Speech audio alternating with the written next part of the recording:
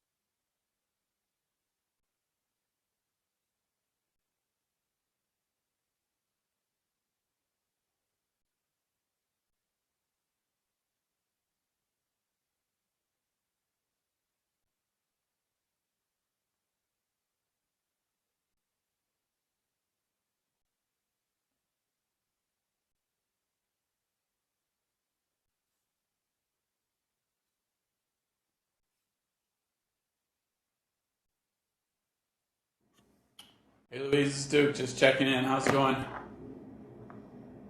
Everything's doing fine now. Thank you very much. Okay.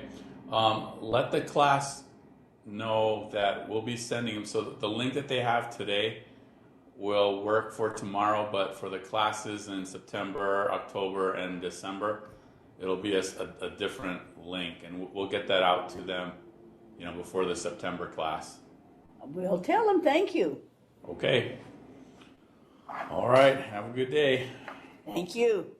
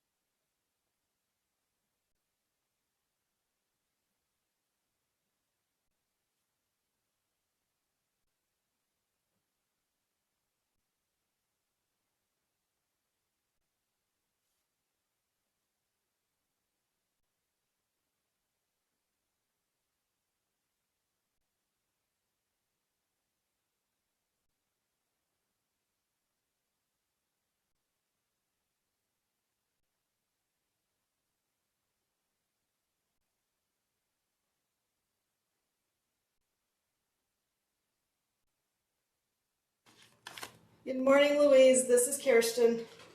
Good morning. How are you? Wonderful. How are you? Doing fine. Doing fine. Thank you. And I'm Melissa Wright, so I'm just joining this third class. Yet, had you had the other two classes? Tell me about those? Yes, I I took them about 8 years ago. I'm trying to get in under the wire to get my level 2. Well, So congratulations. the state Glad to said have- if I hurried and took it, I can do it. So All right, good. Glad to have you.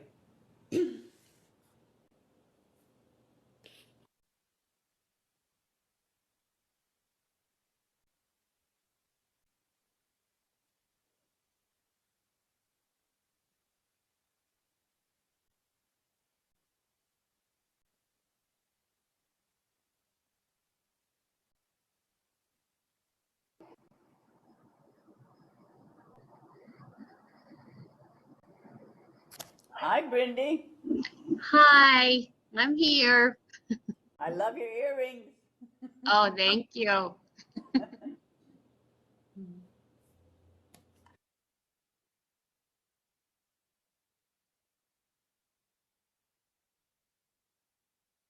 you in your classroom? I am. Wow, you're dedicated. I'm trying. It's getting crunch time.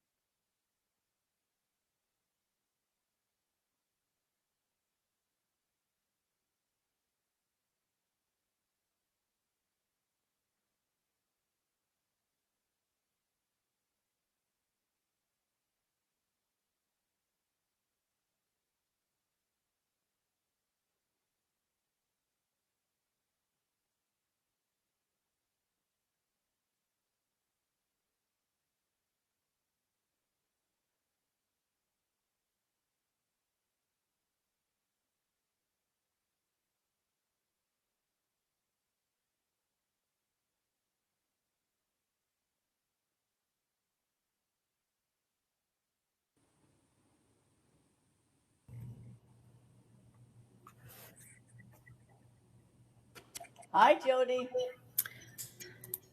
Good morning. You're in a different place, huh? Yep.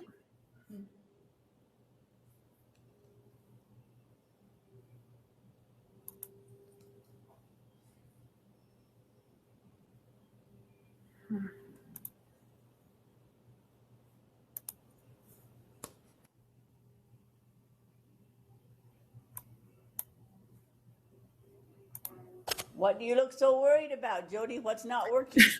I can't figure. Oh, there it is. I was trying to figure out how to turn the mic off, but there I found it. Oh. Jody, are you sure you don't want to drive back to town and come join me? Well, I would have less to do if I did that, but no, I've got stuff to do. And we have a new friend with us, so I mean, we just have a ball over here. Oh, who's there? I actually know you, Jody. Melissa Wright. I met you. I'm trying to remember what class we had that I met you, and I can't. Maybe it was one of these reading classes. Cool. Hi. So nice to see you. Nice to see you.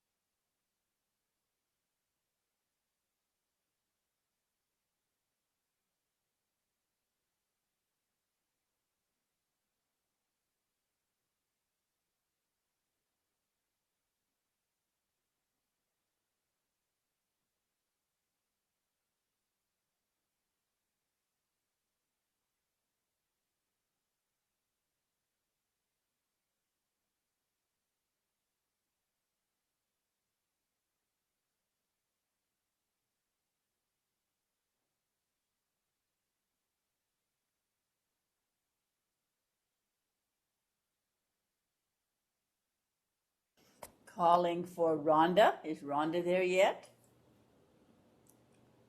Lauren, are you there? Maria, Tiffany, Jennifer, Rowdy, Ginger, and Kate. Good morning, Louise. Oh, I hear Tiff.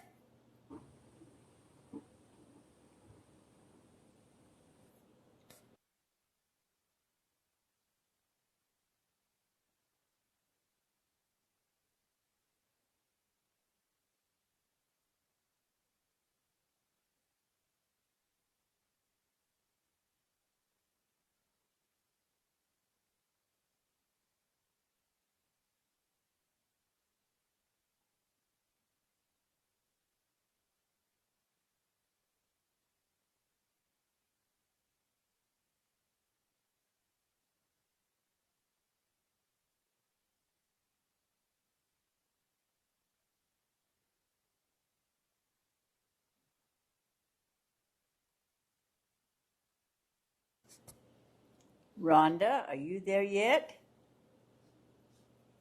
I know Rowdy has a meeting he has to go to, and then Rowdy will be joining us. I know that. Kate and Ginger. We have a new lady named Jennifer Johnson. Anyone know her, or is she connecting yet? And Maria. We're waiting for Maria and Lauren. Maria is here. Thank you, Maria.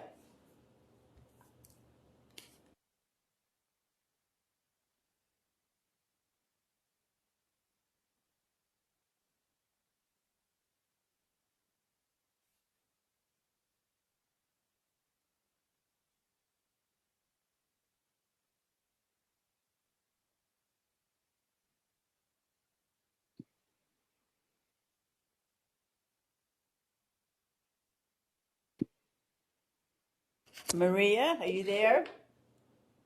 Oh, there's Jennifer. Hello, Jennifer. You made it. Everything's working fine. No, No. I don't think. Can you hear me now? Yes, I can hear you.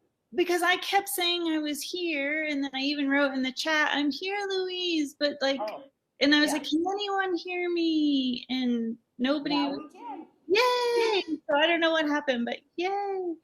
This is the first time I've ever used this platform before. So I've used Zoom and lots of other ones, but not this one. So, okay, great. Everything's working now. Nice to see you again. I had you in I did the reading level 1. Right, I remember that. Yeah. I didn't need to do the first 2 classes because of my master's classes I had done counted. So this was the only one. Yeah, that I needed for my level. Lucky you. I know, right? Yeah, it was. I'm always amazed when they let things count. They should count. Good heavens. I know, because I had just finished my master's in curriculum instruction with a focus on reading intervention. So you would think after 18 months of reading classes, something would count. Something would count somewhere. That's right. Yes, that was really nice. Maria, are you still there? Yes, Maria? I am. I have something I want to show you. Just a minute. Let me get my book. I want to show you something before we start. Sounds good.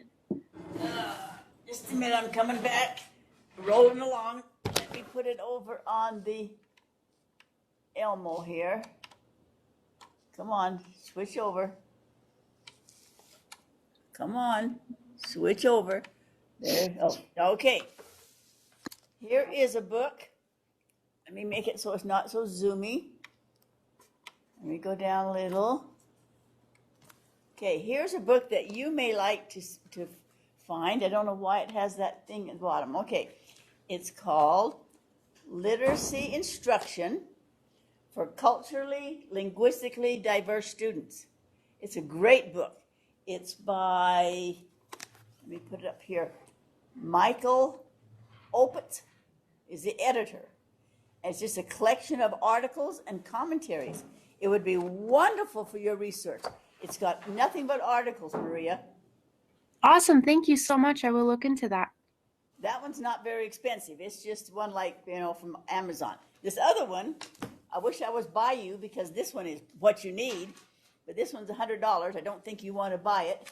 It's called The Handbook of Research of Multicultural Education, and it's by Banks, James Banks and Cherry Banks, and it's nothing but articles. But I think you might be able to go online and find it, but at Amazon it's $150, so I'm sure you don't want to buy it. And I have 6 of these. So all these articles, but maybe you can find them online. If not, maybe I can get it to you somehow. Where is she? Where do you live, Maria? Ogden? I live in Layton, Clearfield area. Yeah. My daughter lives in, and I'm going this week. Hey, listen to this. Kate's here. Kate's daughter lives in Layton.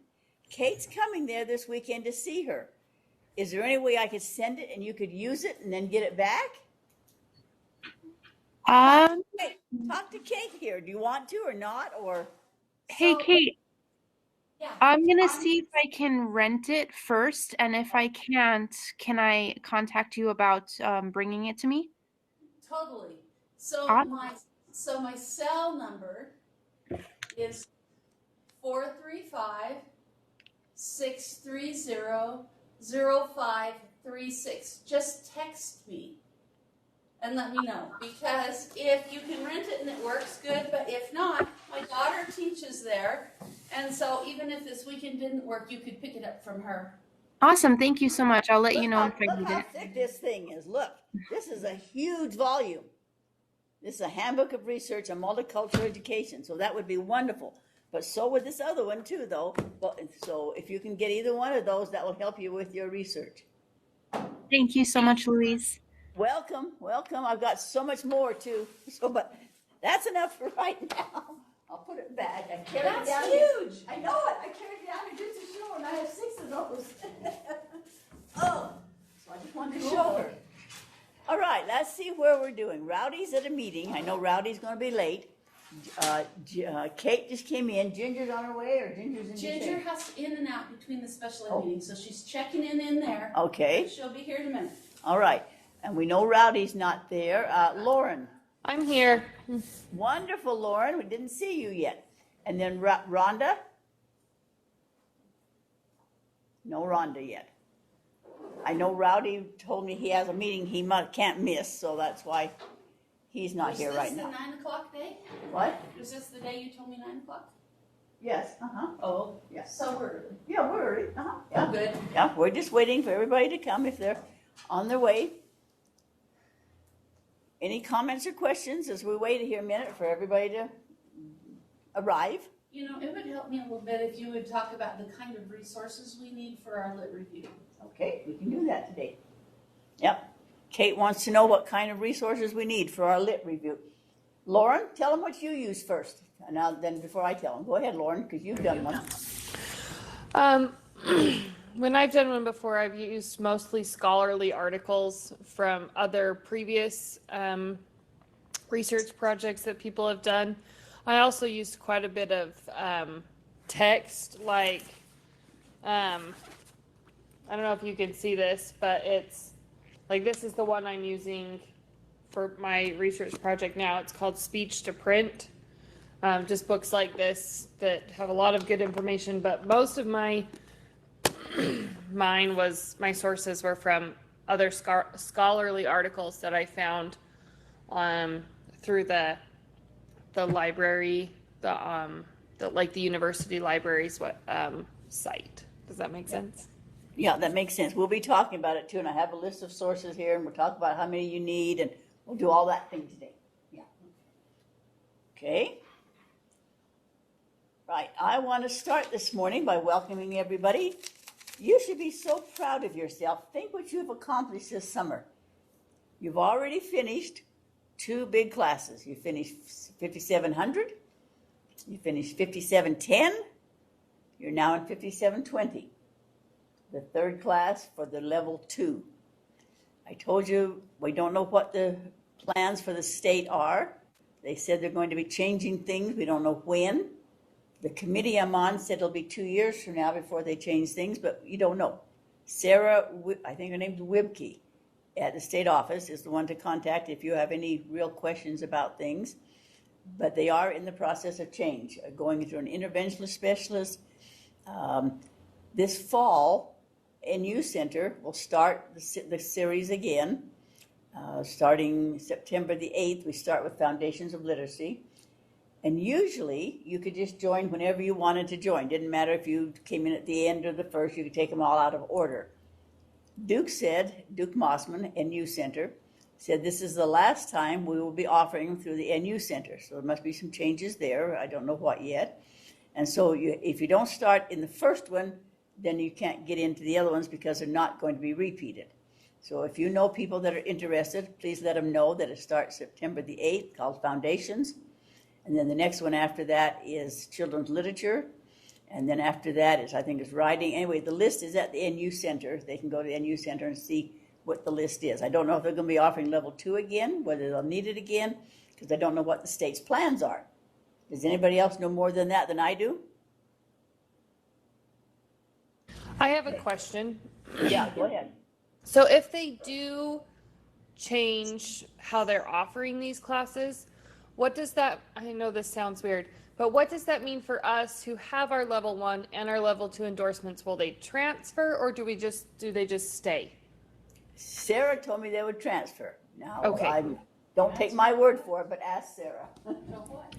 Okay, thank you. To the job she wants to do. Oh, yeah. Any other comments or questions? I don't know all the answers yet, and I'm not sure the state does right now, but they have these committees that are working like today.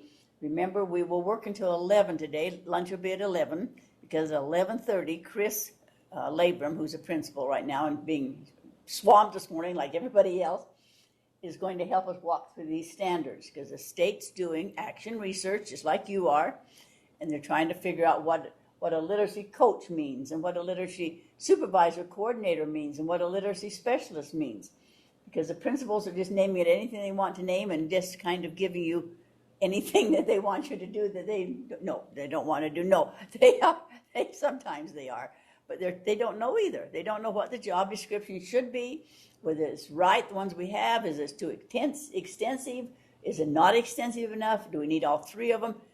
There's change coming along, and the universities are changing too.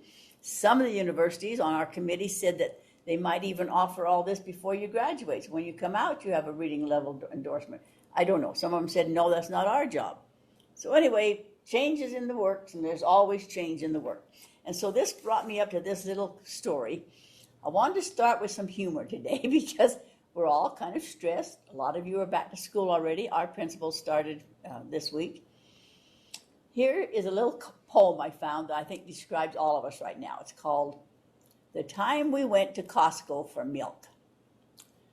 Mom says we're stopping by Costco for milk. Well, milk and maybe eggs. Says she's been driving around all day and needs to stretch her legs. Milk and eggs and maybe bananas. Gotta grab some hamburger meat. I've got those 2 older brothers at home and all they do is eat.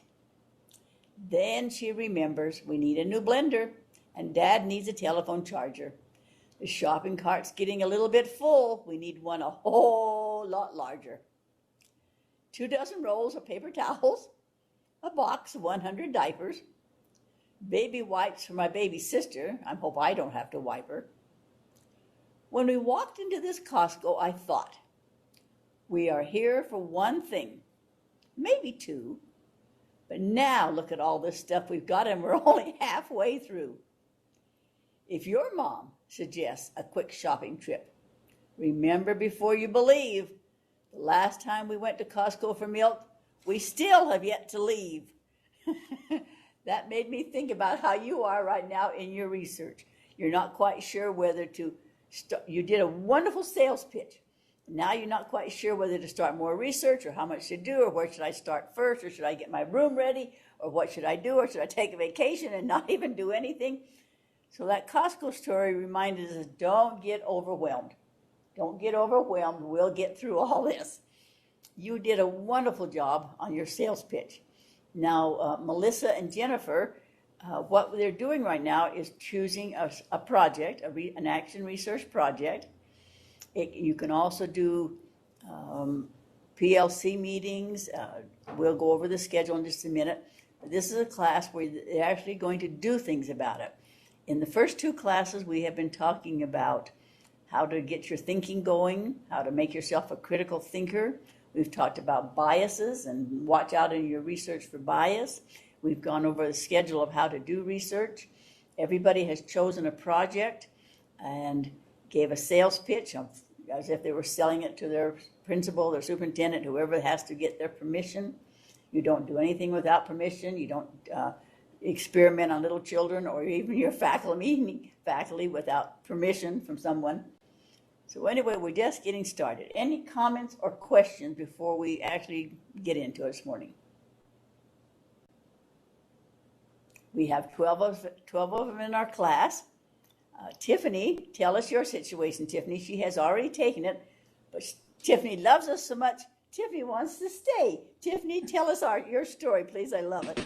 So I completed this class in reverse order before all of the research, and I certainly wish I had had the background in the last couple of classes. That would have been immensely helpful. But I did my project with a teacher while working as a literacy coach, and so you have lots to look forward to. So Tiffany is not on the roll right now because she has already paid for the class before and she does not need to pay for it again. And so she is joining us though. So I'm glad there's 12 of us. That's wonderful to have. All right, please go then on your settings to modulars today. See if you can find class 1, 5720, August the 4th, 2021. Tell me if you're having trouble finding that, please. This is on Canvas. Jennifer, can you find it since this is a new system for you? I am working on that. Okay, well, wait a minute while you see if you can find it. It's on Canvas. Duke also wanted everybody to told me to let you know that the link that you joined with today is also good for joining on tomorrow too.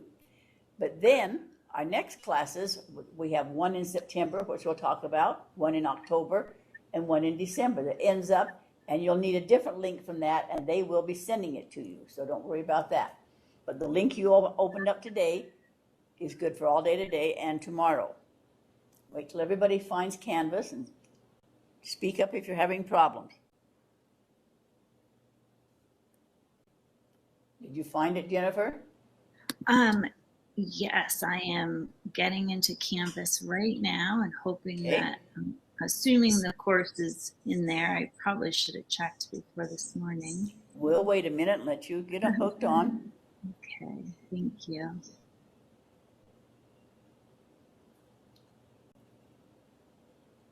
Yeah, 5720, there it is. Wonderful. Yeah. See how smoothly things go thanks to Duke and Amy and anyone else having trouble? Okay. First of all, let's go to the syllabus. That's the number one thing.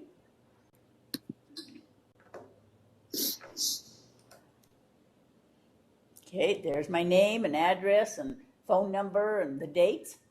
We go today and tomorrow from 8:30 to 2:30. We may not have to go clear to 2:30, but that's scheduled.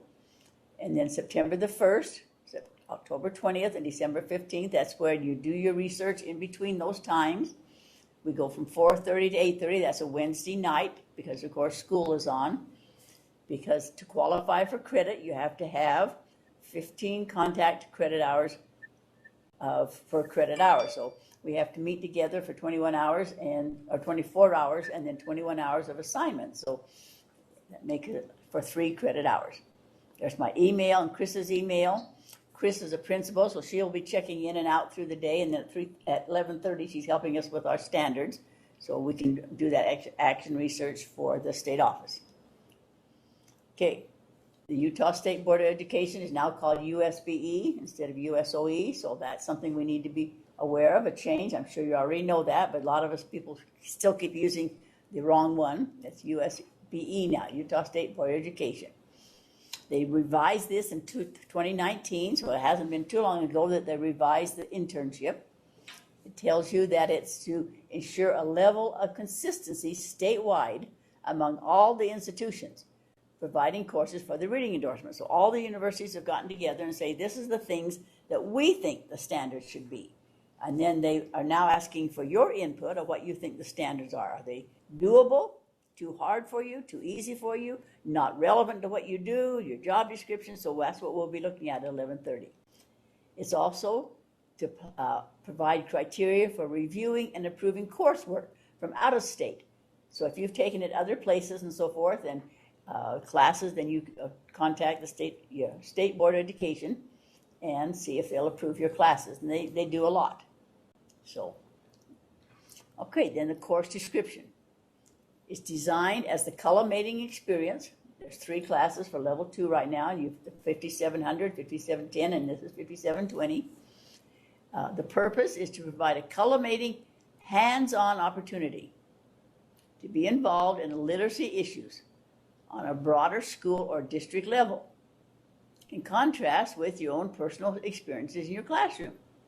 So that's why they changed it to be a research class. They want you to find a project. Some of you, like Jody, have a big district type project or a school-wide project, or some of you have as simple as, we had one lady do it on just, do I give good feedback? How do I give good feedback to my students? I don't just say, oh, good job or great job. That means nothing. So she did her research project on doing questioning. Another one did it on grouping. Do I do my groups right? I mean, it's up to you. It can be on the whole school level, or it can be as simple as something you want to do. Do I ask good questions and give good feedback? So the projects are up to you.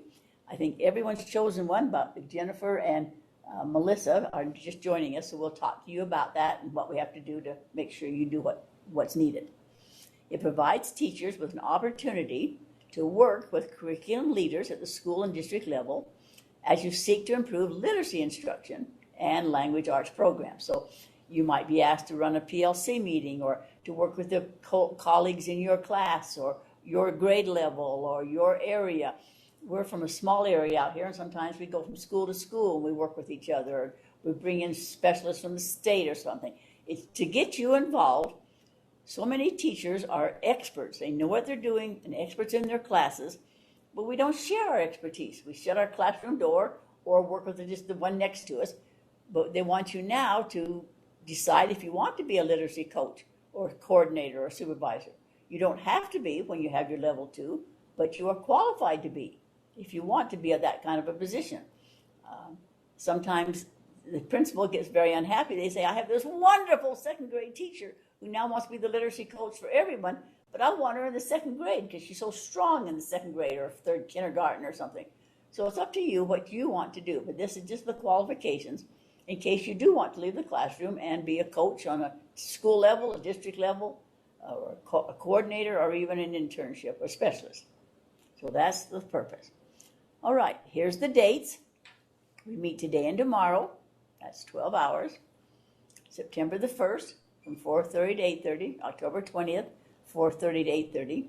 Chris and I will come around to each one of your classrooms and sometime in October or November and just see what we can do to help you and how it's coming, and get acquainted and see what your project's doing, if there's anything we can help you.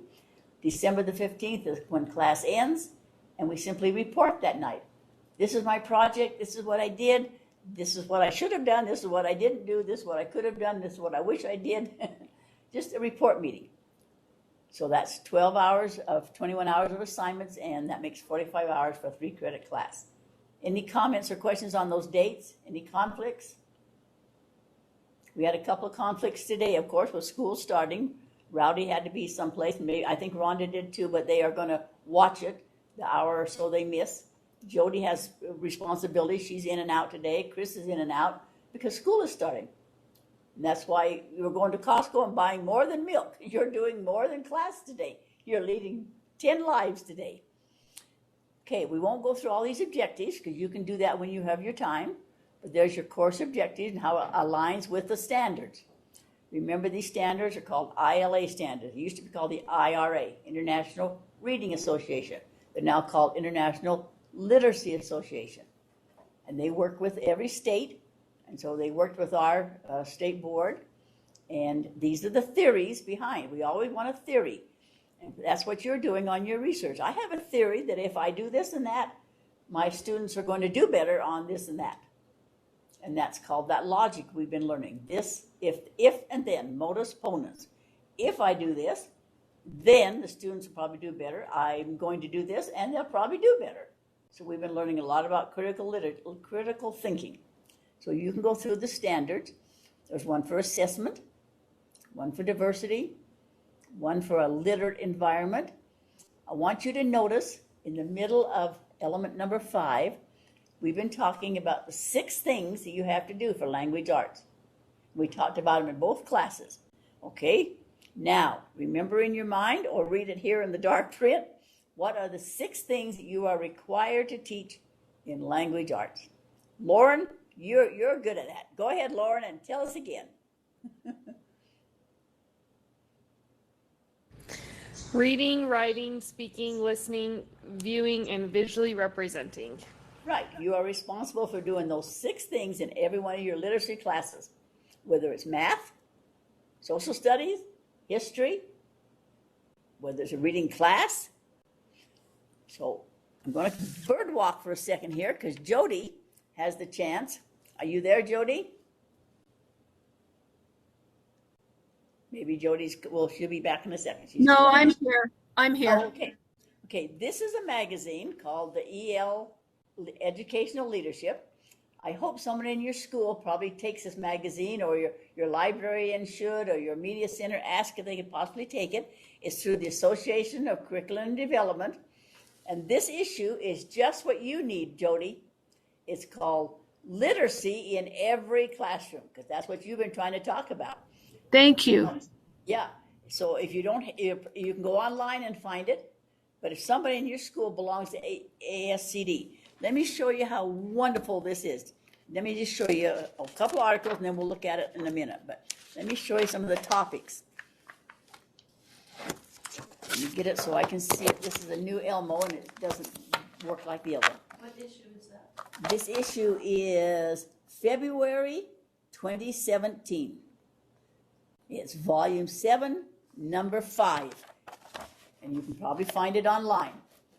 How Knowledge Powers Reading, Disciplinary Literacy, the Writing Journal.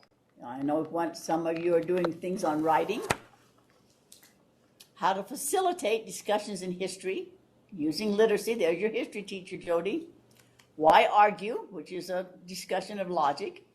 The Roots of Comprehension. I know a lot of you are working on comprehension. Until I Write It Down. How to Strengthen Student Skills. Permission to Ponder. A Protocol. How to View. You know, we have to teach view. Text prep. The case for using multiple texts. 10 ways to promote a culture of literacy. Tools to take literacy online. I love this one. Critical thinking won't develop through osmosis. I couldn't have told you two classes ago, okay, now all of you teach, critical thinking, or all of you be a critical thinking now. It just doesn't come through osmosis, does it? It comes through honing your critical thinking skills. We're going to do some more about critical thinking skills today, too, about modeling disciplinary thinking, making meaning in the disciplines. So this is a wonderful book for you because you're working with secondary level, and there's literacy in every single classroom. So we'll look at that later, but I just wanted to show you another resource I found. I try to find all the resources I can. I've been emailing you things too. All right, so there's your standards. They want you to have professional learning and leadership, participating in designing, facilitating, leading, evaluating programs. That's where we're headed with our research, aren't we? The required text is the same one we used for the last one, so you don't have to buy any other text, because I like this one. It's simple. It just says what it's going to say without fluff, bluff, and other stuff. There's a 5th edition and a 6th edition. And if you look around your district, we've been using this one for, 5, 6, 7 years. I'll bet maybe someone in your district already has it. I told you UNA district has a depository where everybody that has books they don't want anymore or don't need anymore, give them to her, and by the major school you can go and check out anything, and you save you so much money. There are some supplement books that I will be using. So if you are ever asked to be a reading specialist, that's a real good book. The Literacy Coach's Survival Guide, the Literacy Coach's Handbook, if you have been assigned one of those jobs. I have those books. Okay, here are some things, objectives that they want you to do. They want you to analyze and use classroom, individual, and grade level school-wide assessment. You're doing that right now, aren't you? You're looking at the test scores, trying to decide what kind of research you want to do. They want you to plan, present, and do some professional literacy in your school. Even if it's just with your team, your second grade team, or the whole faculty, or the principals, or whatever your coach you're doing. They want you to analyze assessment for a variety of appropriate audiences. Well, the parents sometimes do not understand. They'll call me up and say, my child is second grade, but they say he's reading on a 12th grade level. What does that mean? They don't understand the results that go home. They want you to be able to explain things to them. Have support for other teachers. Have a diverse learning library. Demonstrate interpersonal communications and leadership. We'll look at some more of that. But the focus of our class is number 8, the red one. Plan, design, implement, collect data, analyze data, report your results, and facilitate some instructional literacy. That's what you're doing. Your action research does all those things. As you do your research, they want you to, of course, look at some of these topics. Look at the assessment and evaluation in your school and your district. Do you approve of it? Could you do better? Do you think something better would work better? Look at curriculum development. Do you like the programs that your district's adopting, and why not? And how do you tell whether they're going to be effective or not? Right now, letters is kind of sweeping the state, and is that a good program? You hear good things and something not, and they want you to look at professional development and do some research. So that's the goals of all of our classes right there. That's what we've been doing. All right. One thing that they want you to do, this is one of your assignments. You only have 3 assignments in this class. Simple assignments. I try to make it so you're not burdened down with unnecessary things like outlining chapters and reading things and making, slide presentations. They want you to look at yourself. There are competencies that a level 2 literacy specialist should have, they think. So they want you to look at yourself and say, oh, number 1 is called literacy textbook adoption process. We used to go to the state, and all the book companies would bring all their books in, and we would have committees out there. I've been to thousands of them, where you help to adopt. I don't know if they're still doing that or not, because, I don't do it anymore now. But you just analyze yourself. I've never been on that process, or I have done this on my process. At what level do you think you are on all these 12 things? You briefly, it says briefly, I don't want more than a page or 2 at the very most. I'm not asking you for a 10-page paper. One page or 2, briefly write your knowledge and experiences with these 12 competencies. So your supervisor could assess your knowledge and your experience. And they figure it's going to take you 40 to 50 hours to do your action research project. Your classes already count that you've taken already. The classes that you're going to take today and tomorrow and the next 3 classes, the time you work on your research, the time you do it in your classes, all those things count. So when you start writing these up, keep a log in case anybody ever asks. I've taught this class now for, 20 years. And USU has never asked for a time log, but you never know when they might. So write down, I spent 4 hours doing this, or 2 hours doing research, or 10 hours, talking to my supervisor.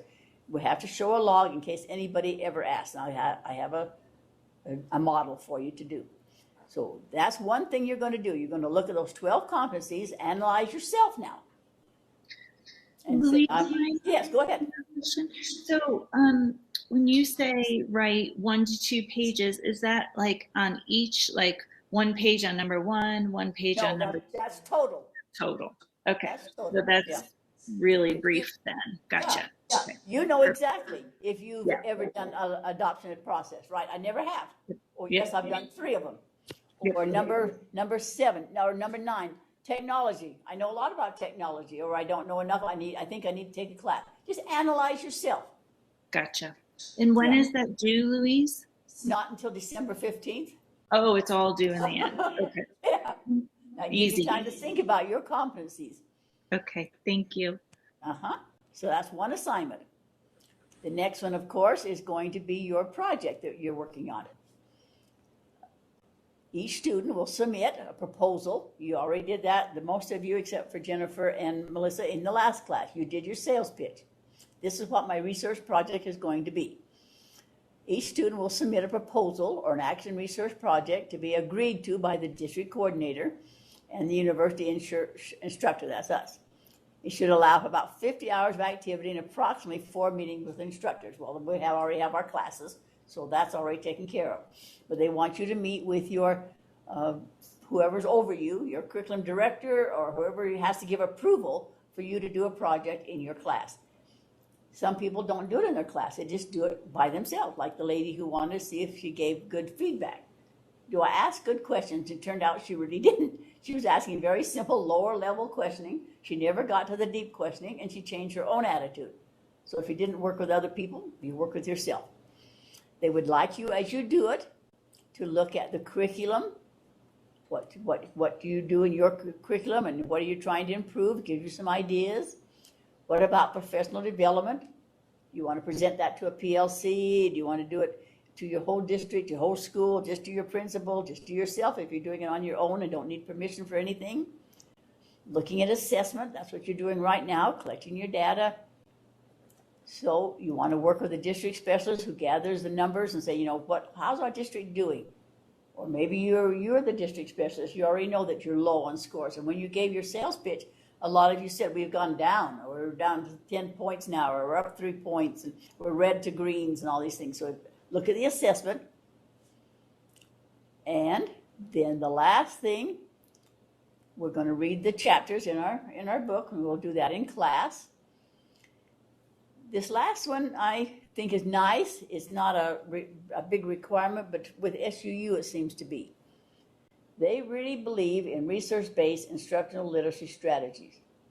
So to satisfy standard 5.2 and 5.3, they would like you from now until December the 15th to use and then share on Canvas 2 research-based strategies that you found to be really effective in your area. And I have some examples for you. So between now and December, as you're doing your research, say, I'm going to try that strategy of round robin, or I'm going to try that strategy of da-da-da. This is what they did to get rid of round robin. They say round robin reading is the least effective literacy strategy out there. If you have 10 people in a group, the other 9 aren't listening to what the one's reading, and they're just waiting their turn until they have to read. So because of research, they said round robins are not effective, but something else may be. They want you to try a couple of set strategies and share them with the rest of us on Canvas. Those are your 3 assignments. Now here's how you're going to demonstrate it. We will come and visit you between October and November to see how you're doing. You explain it and demonstrate it to us. You keep this learning log. You want to show at least 50 hours. Count the time you're in class, count the time you're discussing it, count the time you're thinking, count the time you're reading, time you're doing research. I mean, 50 is minimum. You'll be so much more than that, but just in case SUU ever asks, what did you do with your 50 hours? Well, I spent 5 hours in the library. I spent 10 hours reading researches, 11 hours in my class, just so they had some kind of but they never have asked. You're going to share on Canvas 2 research-based instructional strategies that you found effective in promoting literacy. And you're going to give a brief presentation to the class sometime. We don't know yet which one we're going to do it. Just how you're coming every time. This is how my project is coming. This is what my project is. And then on December 15th, you'll give another brief description. This is what I did. And like Maria now, Maria has a 3-year project. She'll simply say, I'm up to this point. She's not going to finish, and you don't have to finish by December. You don't have to finish. You have to have your start and get going. Questions now, comments. Overwhelmed? Don't be overwhelmed. That's what we talked about, going to Costco here and buying just milk. I just pulled up, Louise, this is Go ahead. I just pulled up my competency survey from when I took the course before. And so just in terms of format, I just did a table, and on the left side, I listed the competency. And then on the right side, it was like 2 sentences maximum about my response to that. Good. That's a good way to do it. And you're already finished with that. Hopefully that'll be helpful to those of you who have that before you. That's how you started. You get overwhelmed. That's a good example. Any other questions, concerns? So all you're going to do now is work on your project. This is your class to work on the project. Melissa and Jennifer, if you don't have one, you can come up with a simple one if you want to. Whatever you'd like to do, because you've already taken the other 2 classes. Tell me, Jennifer, first of all, what you did in the other 2 classes. Did you lead into research, or what did you do, Jennifer? Yes. So I did an action research project. I took the supervising, the management and supervising, but my action research project was based on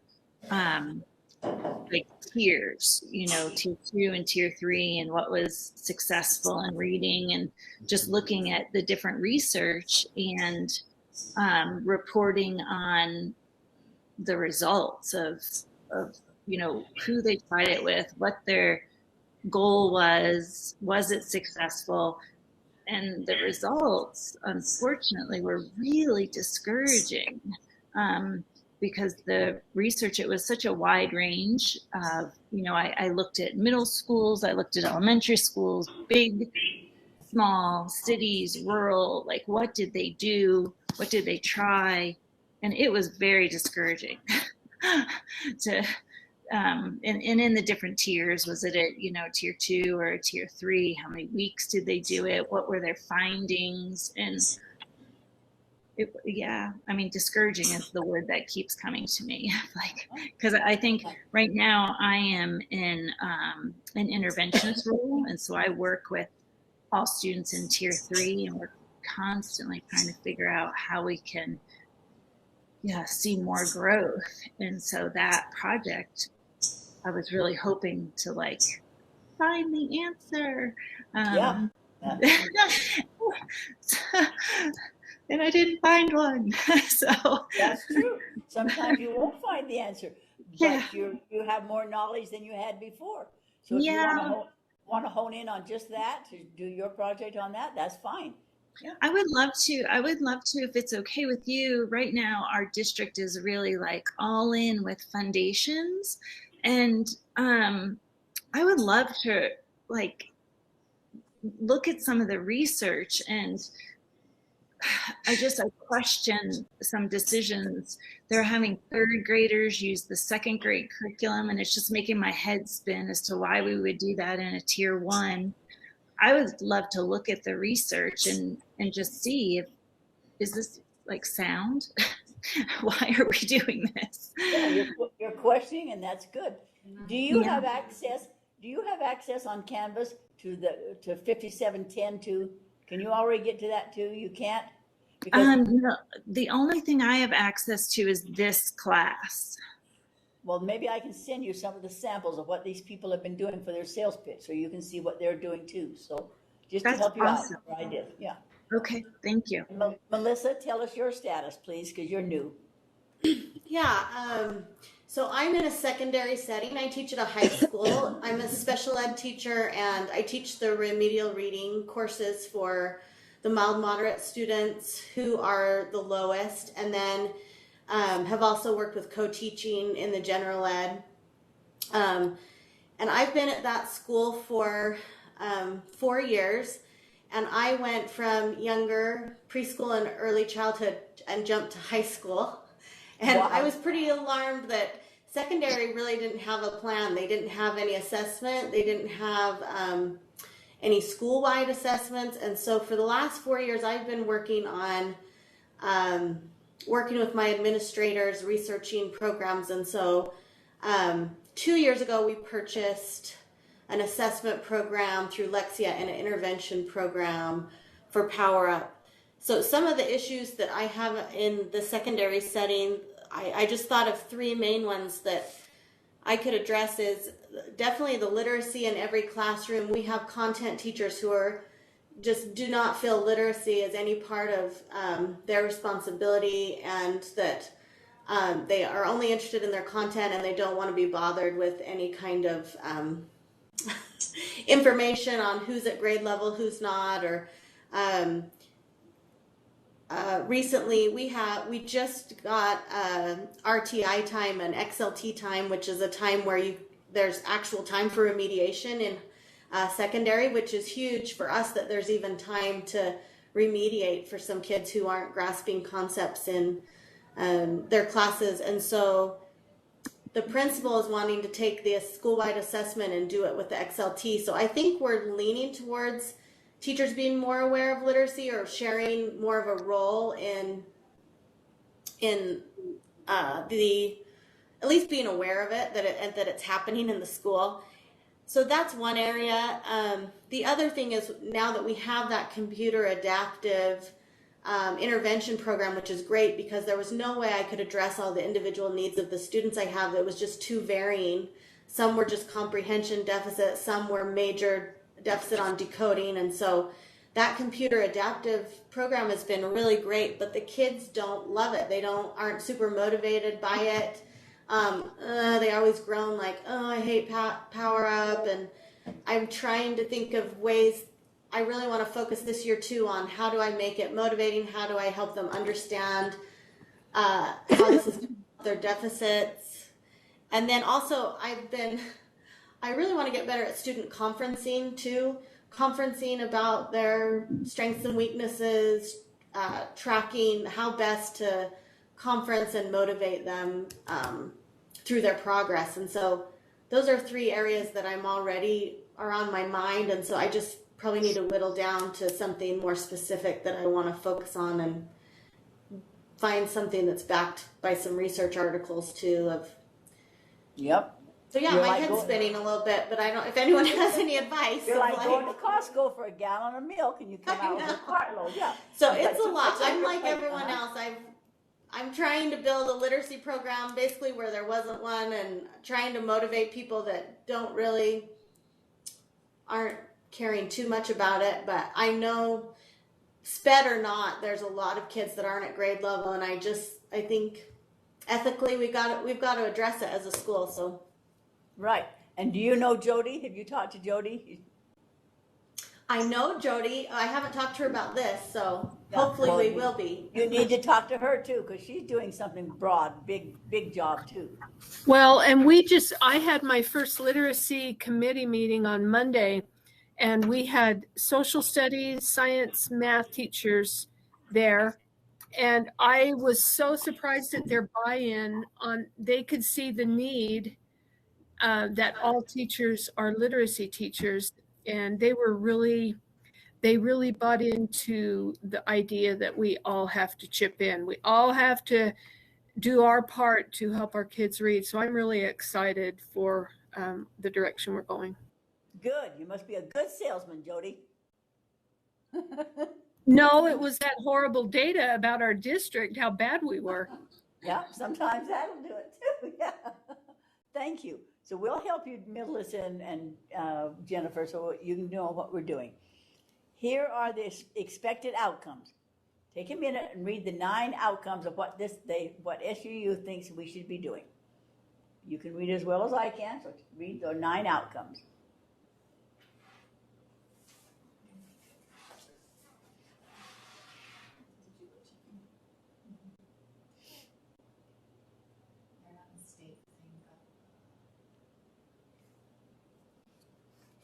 I'm going to ask each one of you which one of those you think you're the strongest in. So look them over. Tell me which one you think you're the strongest in just a minute.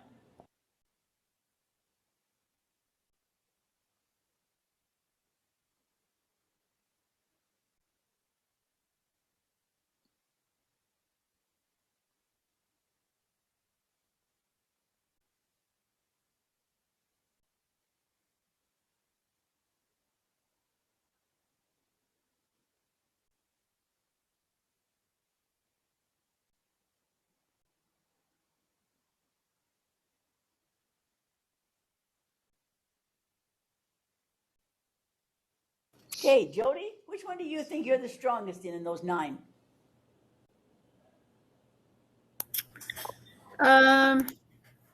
Well,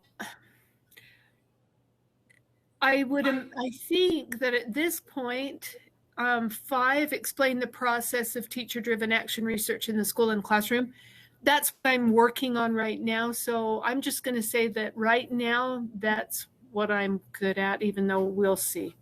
Yep, that's your hat right now. Okay, Ginger. Ginger's here and with me. Which one? She didn't think she was doing good on any of them, and I think she's good on many of them. Oh, here's the mic. I've got to undo the mic here.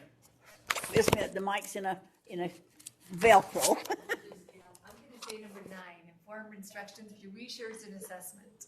Okay, she thinks she's number 9. She's looking at research now. Kate, which one are you the strongest at? Kate's strong in a lot of them. I think number 1. I think I could sell shoes to somebody with no feet. She's good at working with colleagues. She really is. Yeah. Yeah, she's a fun pleasure to work with. Kirsten, which one would you say you're the strongest at? Number 1 as well. Number 1, why? Tell us why. Probably just because I love the PLC process and helping others, but also I feel like 2 heads are better than 1, so the more that we're able to collaborate and work together, the easier it is to solve our problems or make progress towards our goals. Good. And that's important, isn't it? If you can't work with people, it's hard. It's really hard. Well, and we're not in it alone. We're not in this thing alone, right. Rhonda, welcome. I hadn't seen you before. Rhonda, which one do you think you're the strongest in?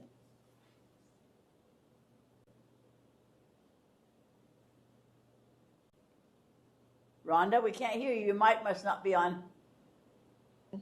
Oh, there you are. There we are. Yeah. Not technology. Number 6. Kel, why? Well, evaluating the curriculum, resource materials, and research findings, that's what I'm having to do to develop this literacy plan, is to look at all those different areas. Yep. And you have how many years experience, Rhonda? This will be 17. And how was your vacation last week when you were at your daughter's house? It was really fun. When we finally got all 26 of us together, we really had a great time. And did you get flooded out at all? Are you anywhere close to Cedar City and all that was flooding in the evening? My daughter lives in Cedar. We used to actually live in Enoch in the areas that were by the places that were flooded. My daughter did not get flooded. It got close to her house, but it didn't do anything to her home. But that happened just hours after we left. Wow. Wowie. Okay, Lauren, which one are you the strongest in? I would say, I just lost it. Where'd it go? I would say number 2, plan meaningful professional development and share action research plan. Not so much the share action research plan, but I've been working with our district for a long time to do professional development trainings and seminars, and I think adding in that second component would be super awesome. Good, because that's the one a lot of people said, I don't know if I know how to do that. I go to PLC, but I've never conducted one. So good for you. That'll be good. Maria, which one do you think you're the strongest in? I would say I'm the strongest in number 1. I'm always working with colleagues and administrators because I'm the ELL teacher at our school, and I'm always trying to keep in contact with the parents of my ELL students. We have nights where we have like a gathering with the families so that I can explain to them what benefits the district has and how we can help them and stuff like that. Wonderful. And Brent?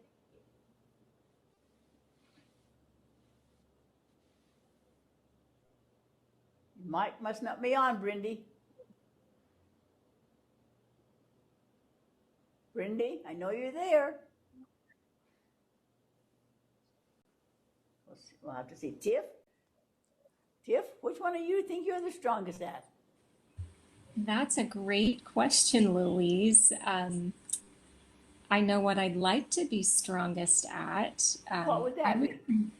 That number 2. So I wanted to pick Lauren's brain about how she plans meaningful, that keyword meaningful professional development, gets the buy-in and the application of the professional development provided. Other than that, I think I was looking toward number 7, modeling elements of a balanced literacy program by sharing literacy strategies. That's probably been my opportunity most frequently. Good. Lauren, are you back? Lauren, I know you're there because you were just on. Yeah. Oh, okay, there she are. Did you hear what she would like to talk to you after a while? Yes. Good. All righty. And we did Kate. Jennifer, which one do you think you're the strongest on? I think it would be maybe number 9. We have data dives every Friday with 2 grade levels. It's just rotating all year long, so every 3 weeks. And we're constantly looking at the data and seeing what the kids need. So good. Number 9. I'm amazed because a lot of schools I work with just absolutely ignore it. It's just something that hangs on the wall, or they really can't explain it. Oh, no, we use it for sure. And Melissa, did I ask you? I think I did. Didn't I? No, but I would say number 9 too. I didn't realize how important the assessment was until we didn't have any, and so just how important a baseline is.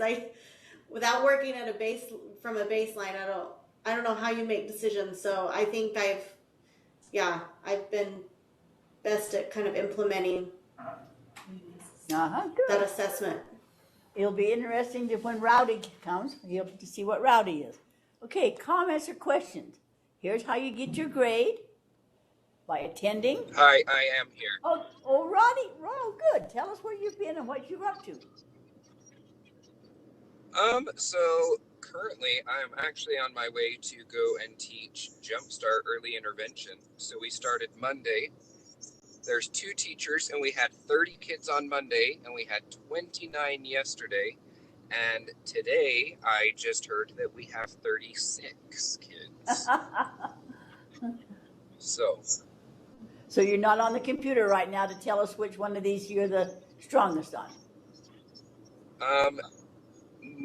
No, but I could still tell. I mean, I'm on my phone, but... Go ahead. What do you feel strong about in your area? I really like number 1, honestly, work effectively with colleagues, administrators, and members of the community, because where I don't live in the community I teach in, it's been important for me to still build those relationships. And I feel like that I've been decently successful at that. And because of that, like even as we've come back, I've had multiple parents text me and be like, hey, I know my kids aren't where they're supposed to be, but I want you to know that I at least read with them this summer. And as I've done like some screener testing, like it's very evident, like while their kids might not be where they're supposed to be, they didn't slide nearly as far as I thought they were going to. Oh, good. So anyway, all of these 9 are good goals to look at and kind of evaluate yourself. And that's why they put those other competencies there, because they figure some of these goals right here of enhancing and improving the literacy of students is not limited to those things, but that's why they want you to write on those competencies, because those are things that teachers are kind of expected to do. So for your grading then, all you do, I try to make it not labor intense.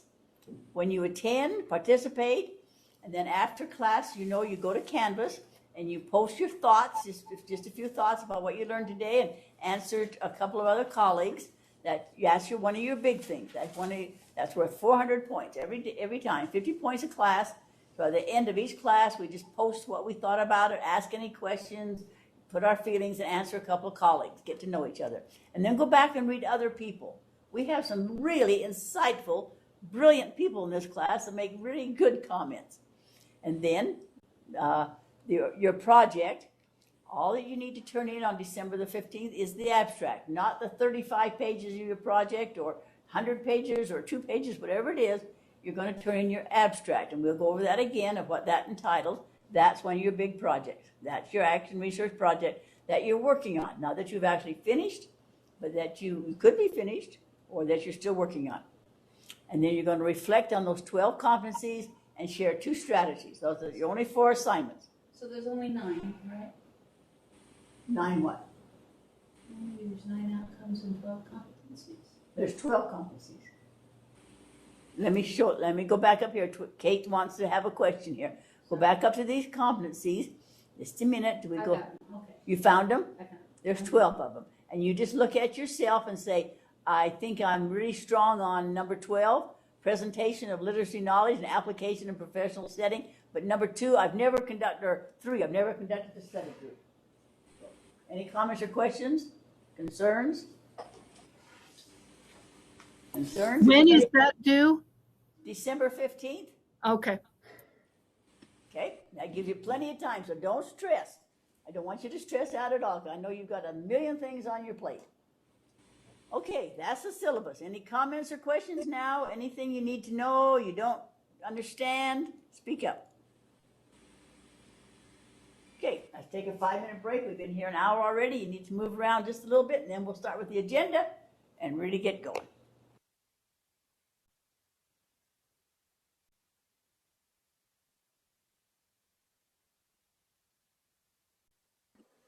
Louise, Yes, this is Rhonda. What time did you start this morning? we started about 8:45. We just talking. Oh, okay. Yeah. Because I got in about 5 till 9, and so were you just going over the syllabus? I'll just back up what I missed that first couple minutes in. Okay. Yeah, we talked a little bit at the front, and I had some resources to show people, and yeah. Okay. All right. Thank you.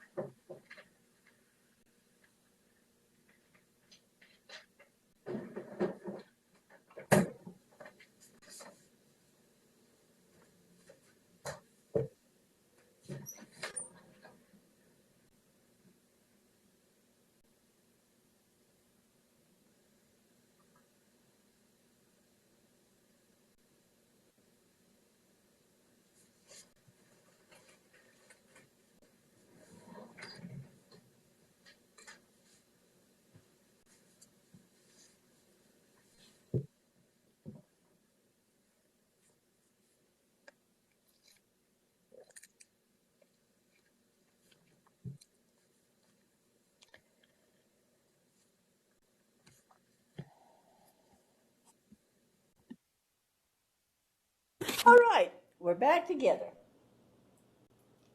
Any comments, questions, suggestions, misunderstandings? The focus of the class is to help you decide your issue, help you find your resources, tell you how to do the correct way to do a research project. We'll do it as close as we can to it, and to realize that you are an expert. You are willing to change things. You're out there helping people, and now we're going to learn how to do it. Let's go to the agenda, please. It's the second one on the canvas. It says, welcome. Welcome to Class 3 of Level 2 Reading Endorsement Series. We had some humor at first. We talked about going to Costco and just being overloaded. You go for one thing and you end up with 1,000 things. Well, that's what you're doing right now. You have one idea, and all of a sudden you're being told to do this and do that and get class ready, and you're overloaded. So just take it easy, and we'll make it through this. We explained the syllabus. It's on Canvas number 1. We're going to look at Canvas number 2 and 3 right now, so we can look at the competencies. So if you'll please go to the modulars and go to Canvas number 2. It's called Competencies.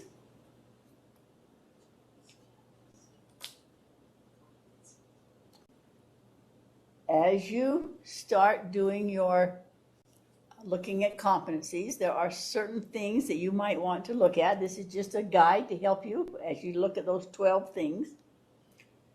Number 1, do you have a fundamental awareness? Kind of a basic knowledge, like on the adoption process. If you've never been on the committee, well, then maybe you just have a fundamental awareness that somebody makes the adoption, they adopted letters, or they adopted Spire, or what they adopted.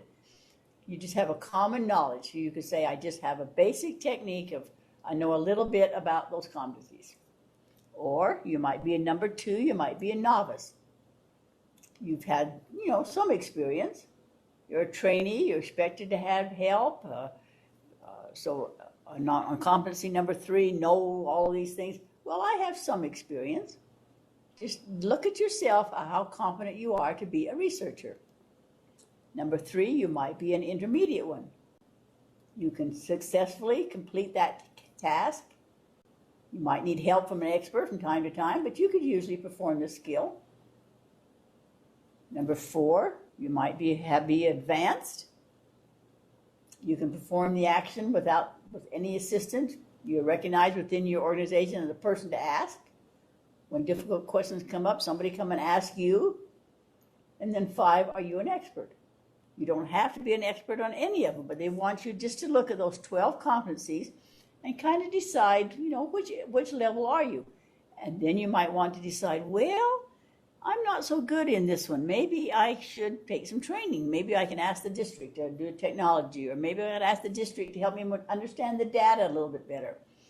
As I work with my student teachers, I found a lot of them come from the university, and they really don't understand the numbers. What does it mean to be red and green, or level 1, or tier 2, or they're not understanding what the scores mean. So you just look at those 12 competencies and kind of decide what level you're on, and maybe give you a little boost, say, I need to maybe do something else. Okay, let's go to the next one. The next one talks about being a reading specialist internship. That's what we're doing right now. We're looking at professional development, we're looking at curriculum, we're looking at your assessment and evaluation. I'm not going to read all this to you because I like you to read it when you have time. That takes care of some of your hours outside of time. You want to look at the theoretical directions. What have we learned since the National Reading Panel? Remember in our class we talked about that huge, huge National Reading Panel.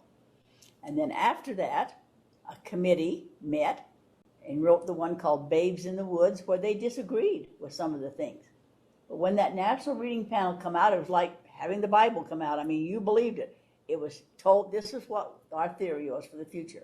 And then they found out there were some areas maybe they could do some more research in. So, or neuroscience, brain research right now is a big thing, isn't it?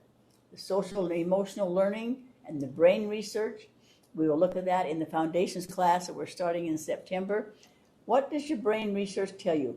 reading is hard, the science of reading. There's a lot of books about how the brain learns to read, and we're going to look at that book. How does the brain learn to read? It's just not as simple as we think it might be. We're also looking about how action research can facilitate change. That's what you're doing right now. You may be the only one in your school that's doing it, or maybe you look around and you'll find 2 or 3 others that are doing it. Maybe they're doing it for their masters or just because they want to. And then the state, of course, wants us to look at the standards and some of the terms. Are they saying the right terms? When they call it a coach, should it be a coach or should it be called a supervisor? Or what should we call these jobs of literacy? So those are some of the things that the state's trying to learn. And we're trying to help them today when we do our part. And then the rest of this you may read yourself. You don't have to read the rest of it. Each of it goes through the different areas. So, but that's what we're doing. We're looking at these standards and you're becoming a researcher. Okay? Now, if you would please go to the next one slide, I'm going to give you some examples of strategies. You said, like, what do I have to turn in? Well, one lady turned in something on the 2nd grade reading strategies. That's what she wanted to learn. She wanted to know how to make words, a hands-on spelling and phonics activity. So on this little slide presentation, this is what she did. And so that's one literacy strategy she had never tried before. And so she wrote about it, and that's one example of what you could do if you wanted to do on your literacy strategy. Another one is called a discussion card. This was one in the secondary level. And she said, the students just don't know what to do. I want them to support their thinking. I want to teach them thinking skills. And then I want them to present an idea to the class. I want them to know how to challenge an idea. She said, the students don't know how to challenge. She says, I don't either. I just say, oh, good job, or I like that. But what did I like? What was specific about it? And then pose a question or idea. And she made these little handouts and just gave them to them. And that's how she led her discussions. She said, my discussions are very weak. She said, we read the chapters and say, did you like it? What did you learn? So she tried to teach them some discussion cards, how to have a discussion in their group. She said, I assign them groups, but then I go over there and they're just sitting there or waiting for the leader to take over, and not everybody gets a turn. So that's one simple strategy that you might turn in that you did in your class that worked. Here's a paper that one of them did on ESL strategies. She just wrote down some of the ones that worked. Sentence stems, graphic organizer. She said, I need those stories. Anticipation guides. She, all of a sudden in her class of 30 students, had 11. She found out that spoke a language other than English as their main language. So she kind of wrote down ideas and said, I'm going to try some of these. She says, I want to know which situation they're appropriate for, because they're not appropriate for all situations. So that's an example of a strategy you might want to turn in. The next one that a lady turned in is called productive partnering. She said, I don't think my students know how to work with a partner. She said they want to work with their friends, and then they don't get anything done. Or if I sign them partners, they don't like that partner. They won't work with that partner, or that partner takes over. So how do I do productive partnering, having a partner? She said, I've come up with 4 things that I think they should be able to do. Step 1, look your partner in the eye.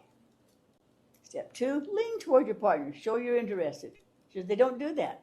Lower your voice or raise your voice if it needs to be. And number 4 was listen attentively. She says, simple things, but I need to teach those students how to work together. So that was one of the strategies that someone else tried. And I think the last one is called hashtag. It's a comprehensive strategy, and that's something that she worked on. So does that give you an idea now of some strategies that you could, what it means on the assignment to turn in two on Canvas? Comments or questions? Look at your classroom from now until December and say, I'm going to try something new. I know, or maybe I'll try the old one in a new way. Like the 4th grade teacher over where Chris works. She's a 1st grade teacher, and she wanted the 4th grade to come down and be their reading buddy. But she, in her mind, what it meant to do, the fourth graders didn't understand what it meant to be a reading buddy and how to help the first grader. So she had to teach the fourth graders how to be a reading buddy, and then it worked out really, really well. But she hadn't even thought it through. So just 4 strategies, or 2 strategies that have worked well in your class. Does that assignment make sense now to you? Any questions or? Okay, another strategy that I'm sure all of you have used is the old Venn diagram.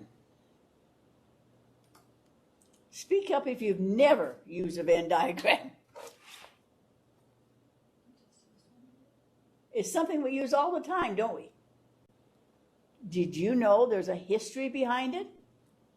It was actually an action research by John Venn. He was a philosopher and he loved logic. And he said, how do I get them to show me what they really know, to compare and contrast? And so he came up with it. He made important contributions to logic, the mathematical logic, probability logic, and the philosophy of science, and tells his story. So it's kind of interesting to read that somebody came up with something like that. So what I want you to do now, I'm going to put the Venn diagram over here on the Elmo. And how do I make it smaller? Let me go down so it doesn't zoom in. There we go. Looking at that Venn diagram now, I want you, in this box, to put something that you already know about research. You knew it before you started class. You knew all about it. Over here, something, 1 word or 2 words, something you've learned in the 2 classes up till now about research. And then in the middle, something you still need to know.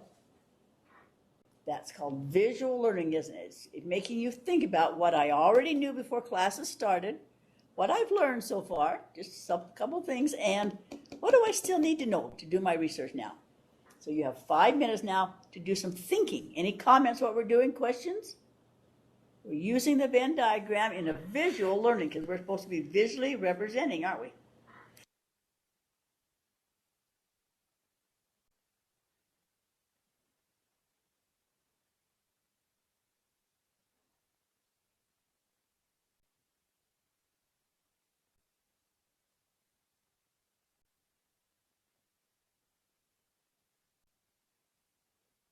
Can you repeat each of those? What do you want us to look for? Sorry.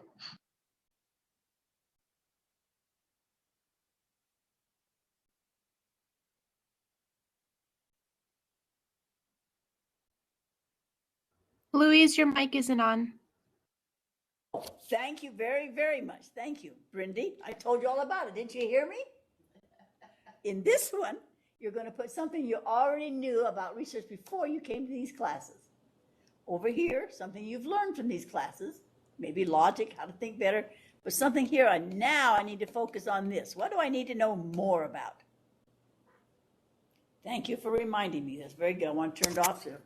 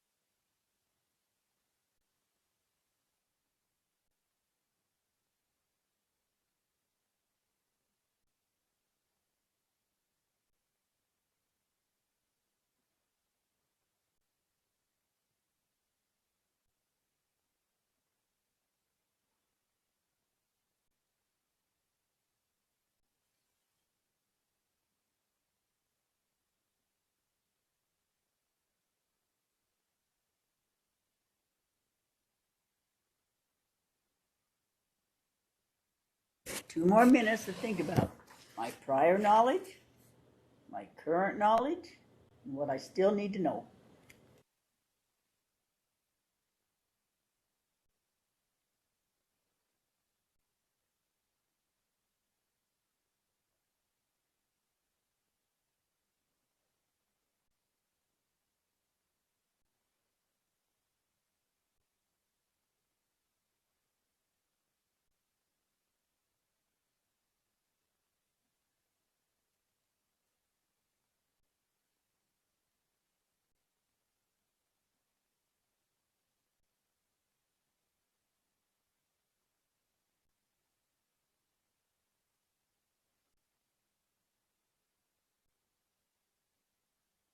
going back to the John Venn story, his biography, it's very interesting if you take time to read it about how he was a first child. There's a lot of research about that first child. That first child is a doer or a goer, a good student. But read about how he went through the 2 circles, the 3 circles. He tried different things, different ideas, different premises. He did logical thinking like we've been talking about. He came up with diagramming. He tried many, many, many action research projects before he finally decided what he liked. And then there's another article here explaining a lot what he did. Let me show you what he thought about. Let me go back to here now. Go back. Okay. He said, I think we need more than those 3 circles. He said, we always have to look at their prior knowledge. We forget to look at their prior knowledge. Some of the students come to us, and they already know, maybe even more than we do. For example, a lot of the people that have done this technology that is so brilliant didn't go to school. They did it in their garages or their basements, or they saw a need, or they went to school and said, I'm not going to do this. In South Korea, there is a man, Asian man. He went to Yale. He stayed 1 semester, and he said, Amazon. I'd never heard of Amazon. I could do something like that. He went back to Korea after 1 semester at Yale and started what's called Coupang, Coupang. It's going to be Amazon's big competition. It is all over South Korea now. He's a multi-billionaire. He's now 23 years old. So the prior knowledge, what do they already know? Prior knowledge. And then what have I learned? And in the middle, what do I still need to know? But he said the star is, we forget the star. He said, let's put 3 circles together. We need to look at all the past research. That's what you're going to be doing now. The current research, that's what your sources are. But what are we going to do about it in the future? He says, that's the star. That's where we should be working. The need to know. He said, most of us are not aware of what I need or must know. We're not even aware of the critical things that we must know. He said, we think we know a lot, and we've learned a lot, but the future is, what are we going to do with it if we don't do anything with it? Kate and I were just talking about all the research projects we've seen and done and have copies of, and some have been put into practice, and most haven't. I have boxes and boxes and boxes of research projects that everybody thought was a really good idea, but it didn't go anywhere. They stopped. He said, the star is the big thing. What are we going to do about it in the future? This is all important. And ask your children as they come to your school, what do they already know? What did they learn from you? What do they still need to know? But what are they going to do with it? He said, that's the big thing. And so when you have time, read about Venn, because it was just a man who had an idea. Just like you sitting there right now. I have an idea. I think I can help, da-da-da. I can do this. I can do some research. So think about how smart you are, because you're just as smart as John Venn. Don't let anybody fool you. But here's some diagrams of what he went through. Big terms. He did many, many things of research. He published a book called The Logic of Chance in 1866. So this isn't new stuff we're learning. It's that we're just learning to apply it to ourselves now. What does it mean to be a critical thinker? What does it mean to use logic and modus ponens and modus tollens? What does it mean to put it into practice now? I'm going to give you an exercise to see what a good thinker you are. Would you please go to the next one, and it's called Critical Thinking Ideas. We've seen it before in the other classes, but I knew we had 2 new ladies with us today. These are the skills you need. We've talked about them. There's handouts in all the other classes. The highest level is your operations level. We talked about inductive and deductive reasoning. We've talked about making a judgment and a decision. That's what you're going to have to be doing. But you see how the arrows go round and round and round? The middle skills that sometimes we teach and sometimes we don't is how to analyze, how to question. That's why that lady said, I'm not good at asking questions. So I'm going to do my research on how I'm better on doing questioning. Inferring, making the meaning. Remember the pictures I gave you last week? We had 5 people. And what job do you think they do? Well, we make these assumptions, these biases. Oh, the lady's the teacher and the man's the doctor. But there was no right or wrong. But this is where we have to start with us and with the students. In those enabling skills, teach them to observe, compare and contrast, group, label, cluster, categorize, make an order, a sequence, priorities. That's where it goes, but then it goes up and back. And you might have to go, in some ways, you might be the best logical thinker, and in some other ways, you're not. So these are your skills. So let's put them to practice. The next one is the federal budget. If you were given $1 billion today, one good way to do this is give every child in your class 10 coupons or 10 pieces of money or 10 piece plate things. You're going to decide where you would spend the federal budget if you were in charge of it.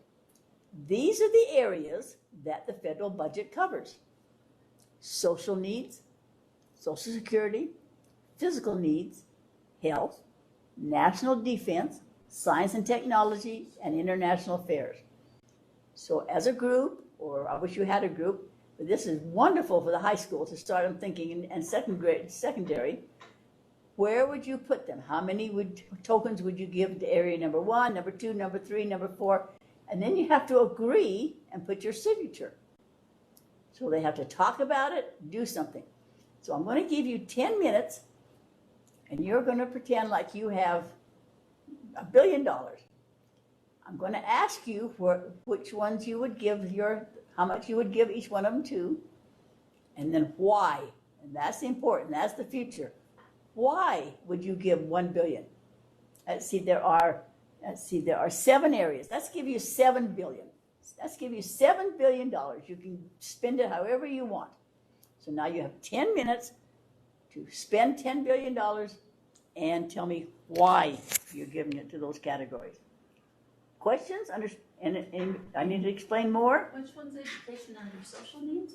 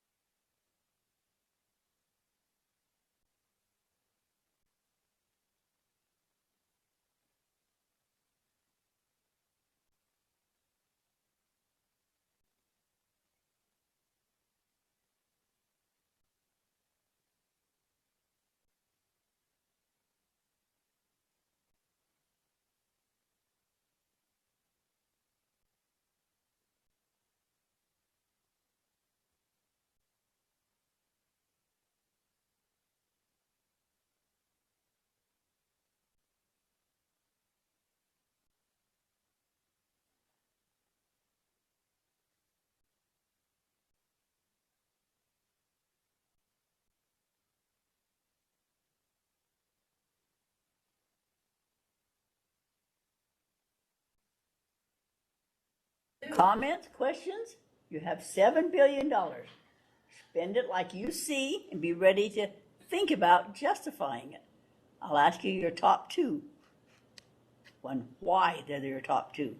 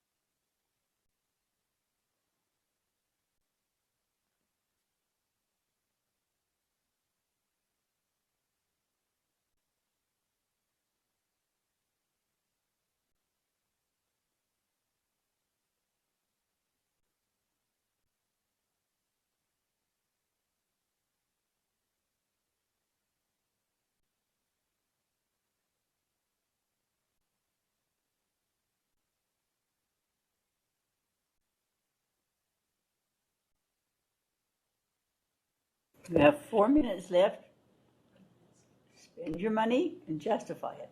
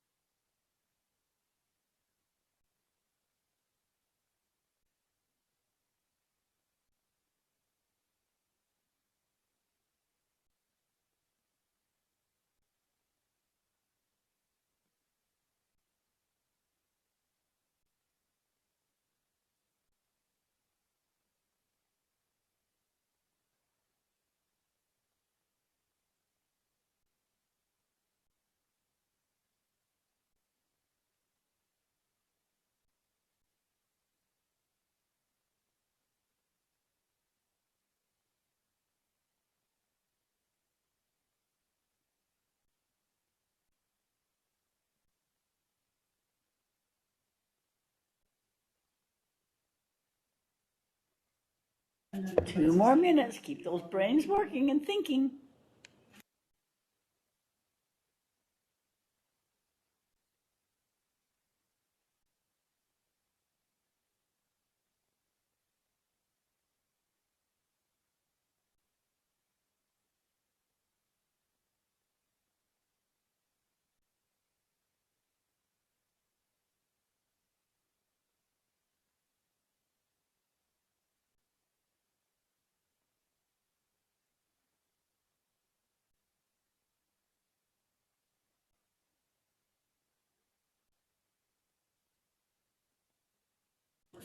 One more minute to conclude your thinking, and then we'll ask you why.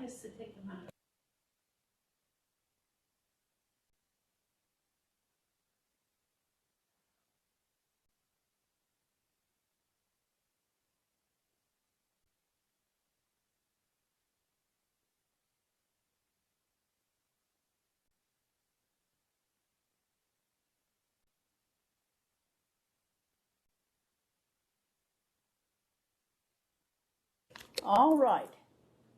Now, we did not go over again in this class andragogy and pedagogy. Remember, pedagogy is what we teach the children, and andragogy means you're an adult learner. That's why I didn't go over all these terms. With pedagogy, you would take time, wouldn't you? Talk about social needs and what they include, and talk about Social Security, and talk about these things. But andragogy assumes that you, as adults, have an idea of what these social needs are. But yet, was it hard? I wish we were all in the same room, because it's hard to come to a conclusion, because somebody's going to say, oh, no, that's not, I wouldn't put it there. No, I wouldn't. So that's one of the beauties of this thinking skill. You place your tokens, and then you have to agree. You have to sign off that I agree with my partners, and that brings up the discussion, and you learn to do great things. I want to show you a book before we give the answers. This book is called Qualitative Interviewing, the Art of Hearing Data. When you start talking to your people that know the figures and the numbers, and they see all the data you have, when you interview them and you want to know why they're doing things like they're doing, why you think this is going to work, there's a way to interview people. If you go in with a chip on your shoulder or a know-it-all, you're not going to get much about it. We have to work cooperatively, don't we? Especially if we do qualitative. Why do you think this is going to work? And a lot of you said, I'm going to do quantitative to show the data, but then qualitative to see the student's attitude toward reading, or the teachers working together, or present it in the PLC, and somebody will help me. This is a great book called Qualitative Interviewing. You hear the data, but what does it mean? What does it mean? So I'm assuming that you know these terms. So we're going to talk to each one of you now and see what the top two that you did and why. So Jody, are you there or are you out doing projects? Jody? I'm here. Okay, where did you spend your money and why? Okay, so I had the one that I thought that was most important was the physical needs, and I was just thinking of Maslow's hierarchy, and so I had $2 billion there. I had one. Am I just doing my top two? Well, if you want to run through them quickly, that's fine. It'd be interesting. Well, that was the one that I felt was most important. Then I had $1 billion for social needs, Social Security, and health. Those were my, those were my top. Okay, and why for those? I just believe that you have to take care of the people, and those were all areas that kept people safe and healthy and protected, because I still had national defense right up there as well. And how's this going to apply to your research now as you try to teach secondary teachers to be literacy teachers? Well, we have to look at the greatest needs. The greatest needs, the thing we're going to get the biggest bang for our buck. Yep. Good thinking. She's thinking it through logically, isn't she? Ginger and Kate. First Ginger, let me give you the mic, and then Kate. There's the mic. They're kind of working together. They have an advantage. That's fun to work together. I think physical needs and social needs as well, because I'm worried about people also. About the people, okay? Because we're people.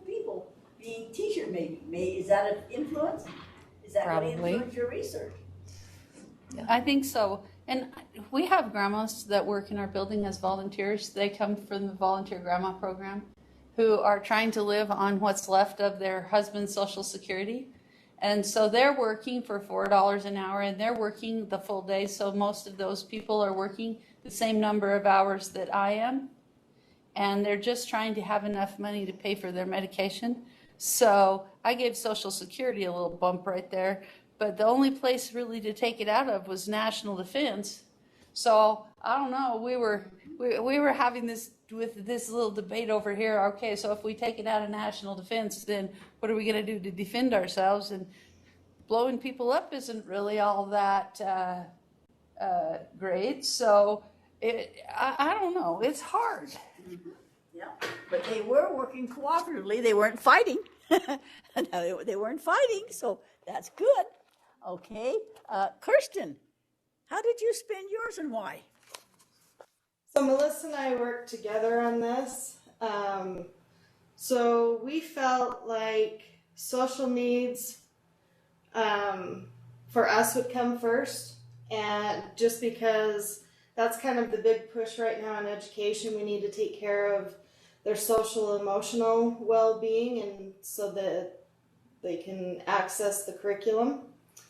And then science and technology, we were really torn also about the defense, but we felt like $2 million for social needs and then science and technology, because that's what our future looks like. So we want to make sure that we don't get left behind in that area. And did you agree with her, Melissa? Yeah, I think we were just, as far as future focused, there's just a lot of great things that could happen with agriculture, our energy, and that science and technology could influence the other areas like health and physical needs. And then if people are well educated and have good jobs and social, judicial, they'll be able to better care for themselves. But yeah, there's always that discussion of like, are we leaving out national defense and international affairs to our detriment? I don't know, but yeah, improving the lives of people like other people have talked about, and we just thought like a good future focus of really investing in future technologies that will benefit humankind. Now think about the research each of you are doing. how's this going to affect your research? Are you going to go all for the social needs and not the data? You're going to do qualitative? Is this going to affect your research at all? What feelings do you have about that? I think for me, it just kind of made me remember, okay, so this, this group of students that I'm thinking about, what are some of their other needs that need to be met before? Yeah, good catch. For the interventions. Yeah. Am I just going to go charging in there and these are the interventions? What about their social needs? What about their defense needs? What about their needs? We all have needs. Exactly. We looked at Maslow's needs last time. Good comment. Well, go ahead. It's interesting because I had a parent send me a message last night just asking a question about supplies, and she said, hey, I just wanted to let you know that these two students who are also in the class, because it's just one section of very close-knit families, she said, I wanted to let you know that these two students might be kind of on shaky ground as they start school. Both of their homes were hit really, really heavy with the floods. Like their needs are being met right now, but it's also very scary for a little 7-year-old coming in. So, I mean, it was interesting that was last night, and then this discussion started this morning. And we're doing that with all this online learning, and the people down in San Juan and so forth saying we don't have electricity, let alone the computers, let alone the online learning. What do we do here? Yeah. Physical needs, social needs. Good comments. Rhonda, how did you spend your billions? Wouldn't that be nice to have billions? I think there's a lot of responsibility there. Yeah. I actually put 2 into Social Security. I kind of look at that as a system that in the past that government officials have pulled money out of Social Security a lot to put other places. And so I think it would probably need a boost because there's not one of us that are in this class today that someday will be depending on that. And it would be nice for it to still be there so that it can help us meet our needs that we're going to have for us and our families and things like that. And so, and the other one I put into was national defense, because I think that being able to not necessarily go out and fight wars, but maybe help prevent wars and have the capability of being that does have a strong defense system is important. Very good. Rowdy, are you concerned about Social Security? Not currently. See, isn't that? See, we all come with our perspective, don't we, and our biases. What did you put it on, Rowdy? So I put $500,000 each on, or billion, trillion, whatever it was. Whatever it was. National defense and international affairs, and then I put the extra half from each of those. I put half on social needs and half on physical needs. So then Social Security and health and science and technology were just one. Because I feel that if we can have the physical needs and the social needs met, then the rest of that should just kind of naturally follow suit, I guess. Interesting. Very interesting. Maria, how did you spend your money? So my top 4 were social needs, physical needs, health, and science and technology. And as a teacher, I would focus on social and physical needs first. But the reason why I put science and technology in there is because, and again, I'm thinking as a teacher, technology and science are our future. So if we can teach our kids, especially my ELL kids, how to use that technology, it'll benefit them in the future, and they can be intelligent adults that can move forward in our world. Good thinking. Lauren. I'm not gonna lie, this was hard for me to choose. It is. Mine were. That's what it's meant for. Mine were really close to Maria's, but I also put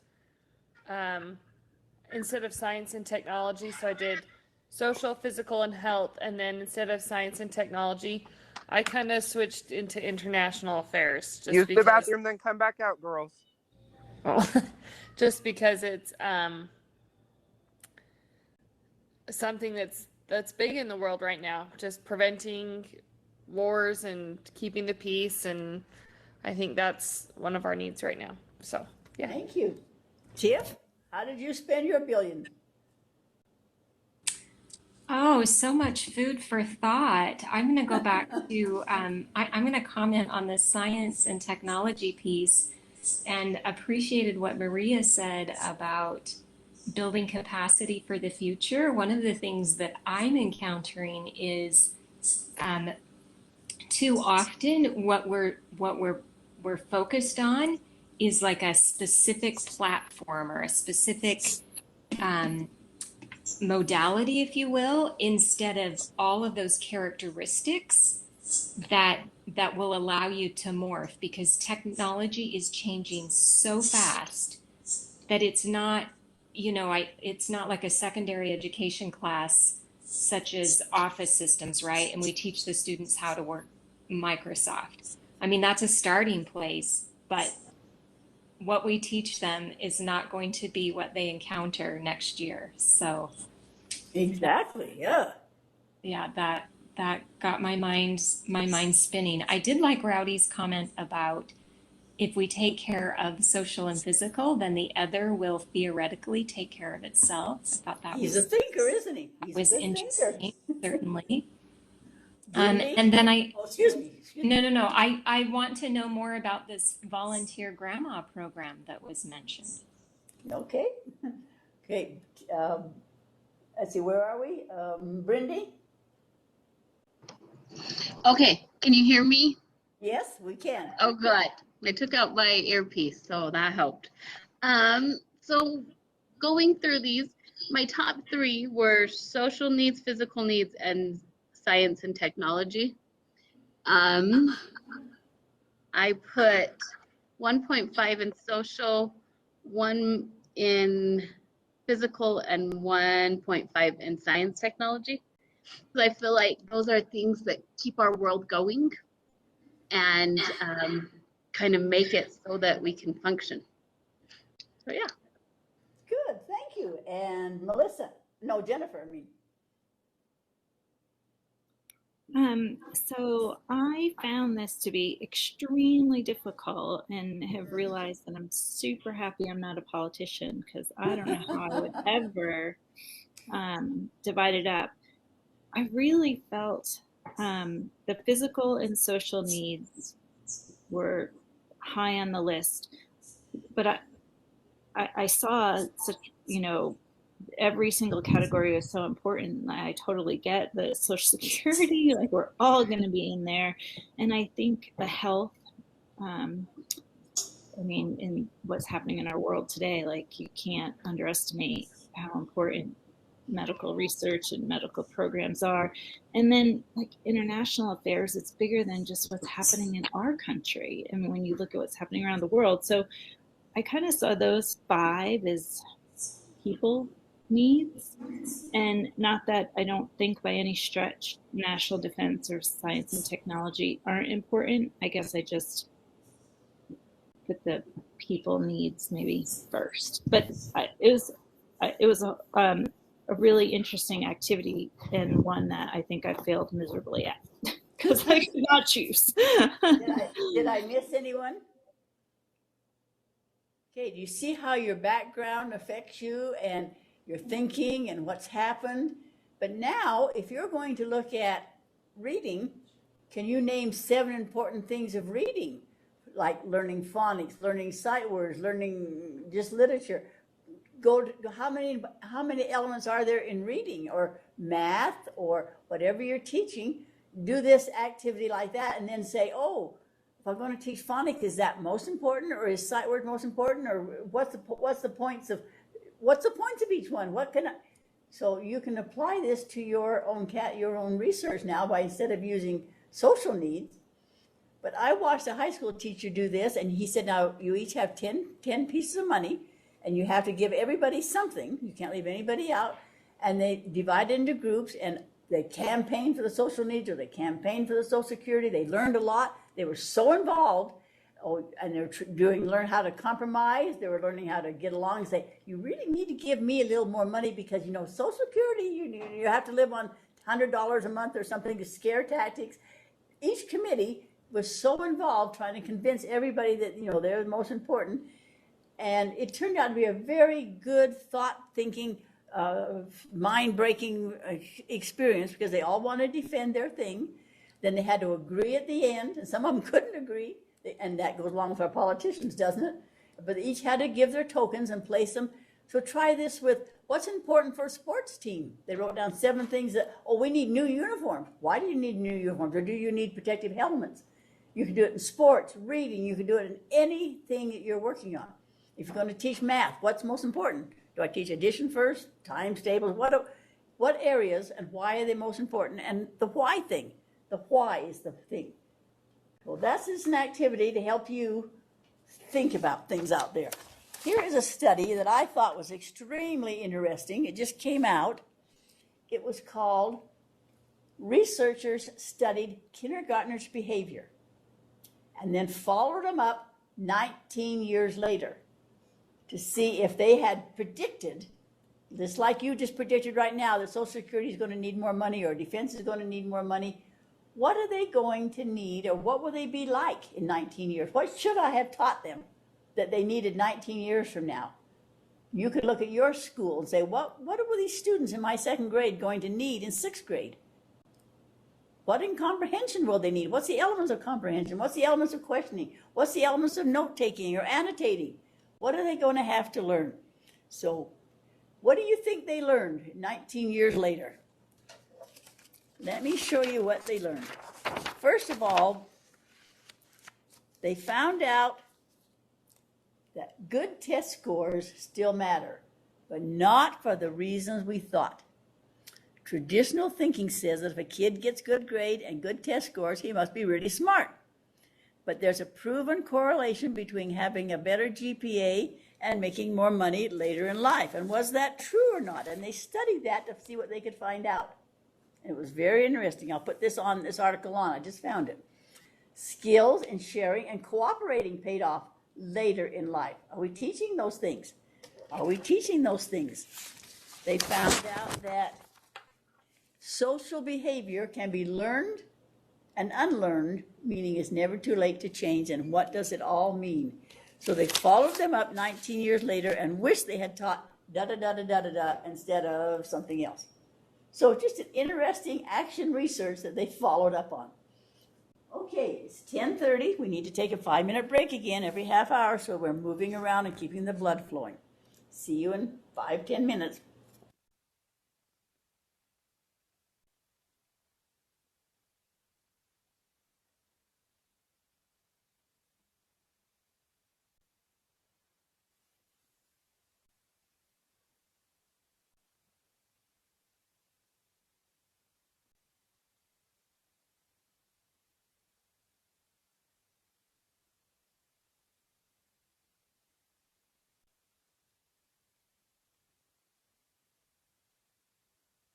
Rowdy, are you there?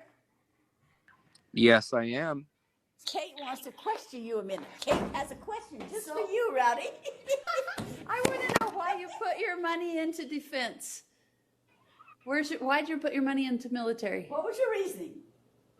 Well, so I only put half of $1 billion in there.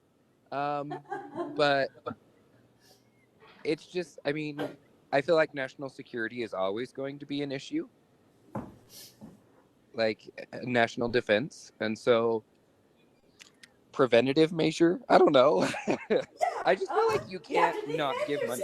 It's hard. No, we were all just talking and we were like, oh, okay, so because I couldn't figure out where to get enough money to do social programs, and the only place that has a big pot was national defense, but I don't want to be attacked either. Yeah. Right. So it's just the reasoning behind it. You're just curious. And Social Security, that's not your future right now. You've got a lot of living to do yet. Oh, do I ever? Did you make a big decision? Do we dare ask? So I haven't made a big decision yet. So All right. I interviewed for the job in Cedar, and the principal called me. I did not interview well. Like, I knew I tanked the interview. Like, I did not feel good about it. So she called me and she's like, I've got good news and bad news. And I was like, okay. And she's like, the bad news is you didn't get the job. And I was like, oh, I knew that. Like, I'm like, literally, I knew the second I was done interviewing. Like, I was like, and she was like, what do you mean? And I was like, oh, it was terrible. And she's like, well, actually, she's like, I wanted to tell you that if it was just my decision, I would have hired you. She's like, but the team decided to go with a different candidate, and I feel I need to respect their decision. And I was like, oh, I totally get that. And she was like, but I'm probably gonna have positions next year, so good. See, please apply. You did make an impression. Good. So this was the teaching job or the admin job? That's the teaching job, and then the admin job closes at noon today. So we're enjoying your pain. We're sorry. So I did end up putting in an application. I turned it in yesterday, but now that I'm back, I mean, not full time. We're just here for 3 hours a day. Like, now that I'm back here, I don't think I'm ready to leave this. Like, this is why I do what I do. Like, the kids are just. Yeah, they need you. They need you. Those little kids do. You're so much fun. So I love, and so yes, and I'm sorry I left my mic on as I told the girls to quickly use the bathroom and come back outside. So that's okay. We all do that. We're all human. That's what's so nice about it. Thank you, Roddy. Yep.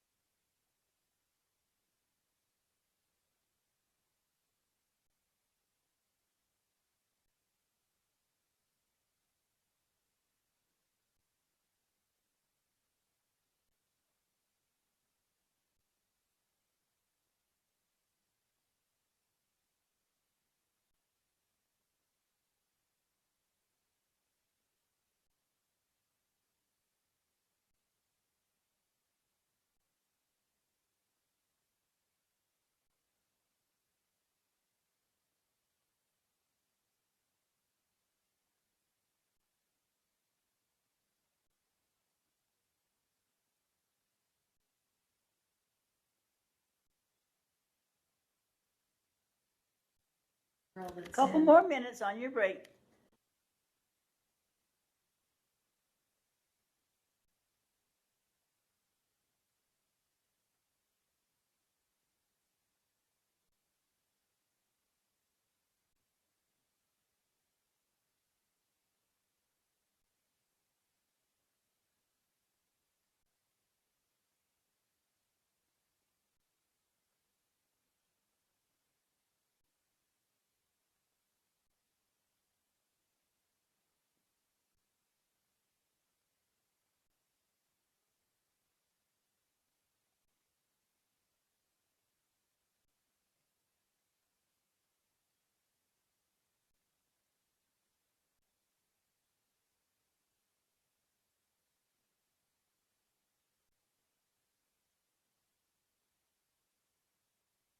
All right, are we back?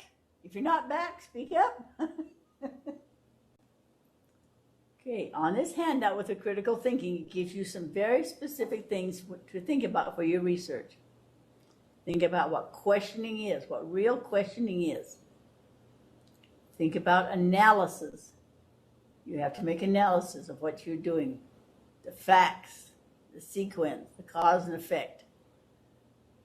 I know one of you is already doing one on inference. What is it? What does it mean? Cause and effect. Just like if we wanted to put down all the things of inference. Number one is sequencing. Number two is, and then you can see which one of these is most important. Prioritize, just like you did with your money just now.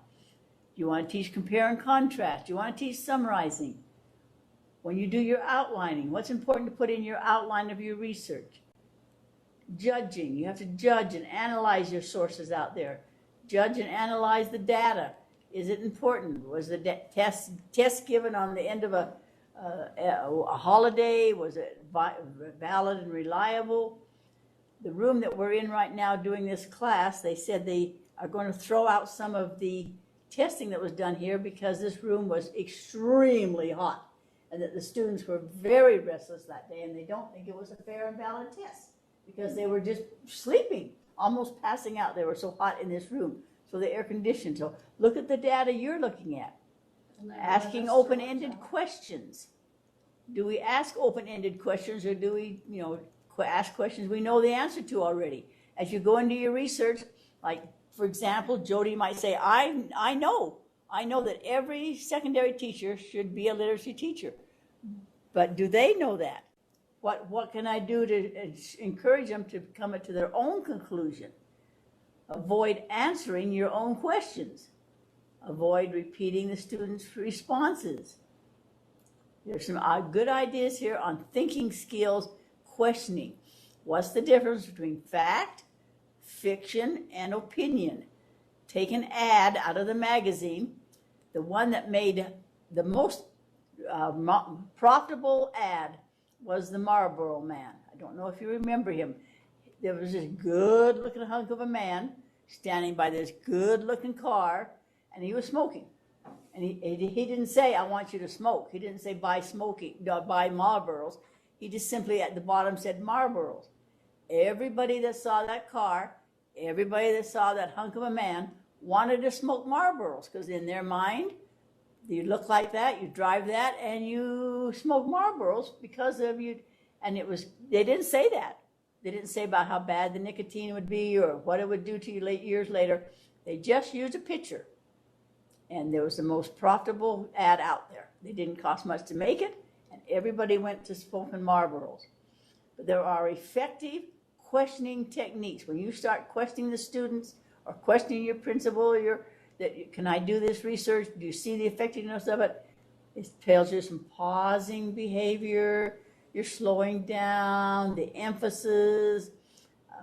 There's a lot of things here that will help you get along with the people you're working with, your PLCs, your committees. So I put a lot of information here for you that you can read in your own time because Andrew Goji says you want to be a good researcher. And then you can test yourself. Am I really asking questions about questions? What am I doing on my research? Am I telling them what I'm doing? Or am I asking them for buy-in? and to help me and to sit, do things, find me more resources. That makes me so mad when people say, do you know? And I say, I don't know. So think about your questioning and how you're asking and doing your research. So that's on the critical thinking one. The other one I wanted to show you is why we did the federal budget. We looked about inductive and deductive. And this is a good activity if you give everybody the 10 coins and they have to talk about it and defend it and learn. But then the next one is called abductive reasoning. Remember we learned about abducting? Do you remember what it was? Think back in your mind. What did abductive mean? The exercise we just did was abductive. Logical inference.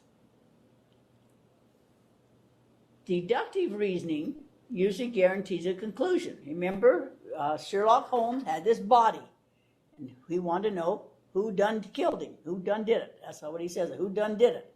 So he looked at the body, and he started going down, deducing. No, it wasn't this one, wasn't that one, wasn't, and he eliminated, till he got down to the butler, and he said, the butler done do it. Which is poor grammar, but that's what he always said, the butler done do it. It came to a conclusion. But abductive is inference to the best explanation. That's what you just did right now. And there's the history of it, so you'll know where it came from. So we're back in 1839. They said, for example, the federal budget. Each one of those deserved $1 billion or $10 billion.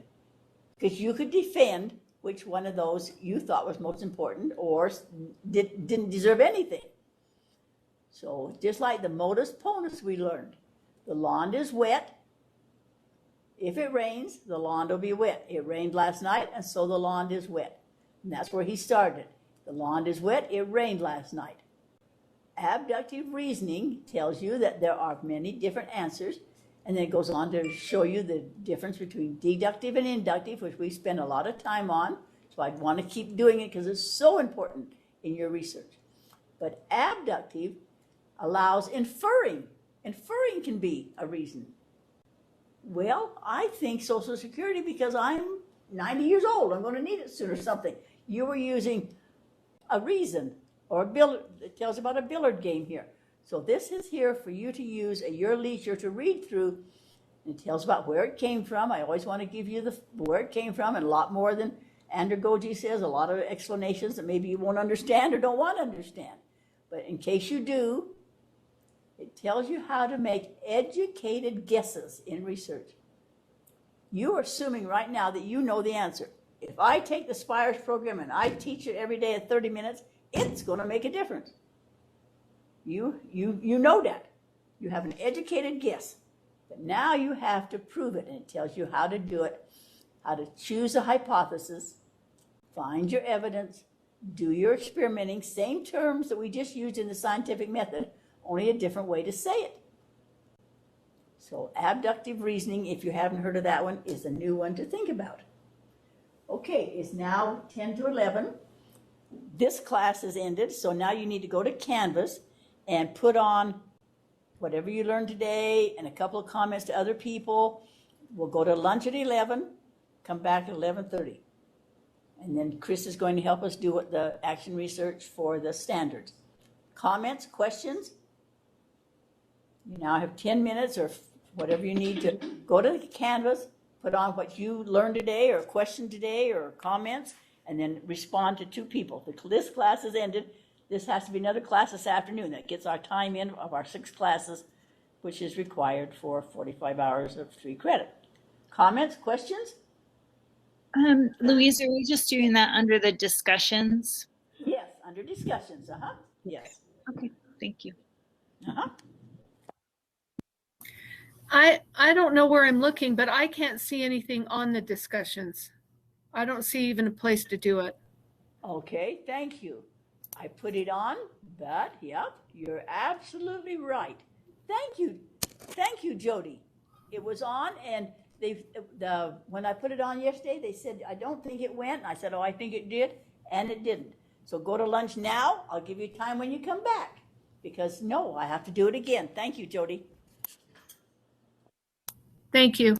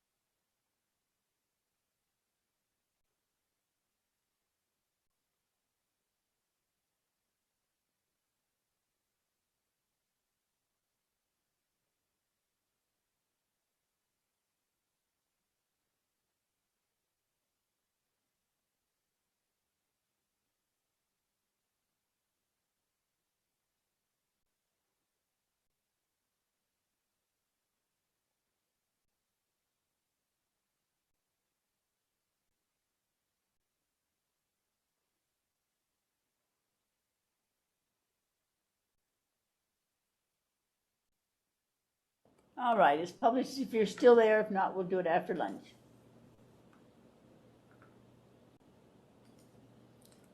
They said they thought it went off, and I didn't. I thought it went through, but it didn't. Let's see if I can find it. There, it's on.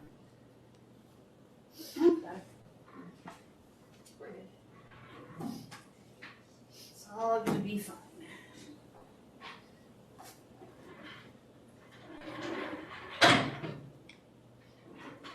Ginger and I have had a lot of fun together.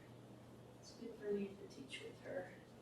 She seems real nice, real nice. I haven't met her before. I figured she's your daughter-in-law or something. Yeah, she isn't. Yeah. She was a music teacher and did high school music for a long time, and so she taught my children. And she taught Anna, and she taught Anna to sing on too.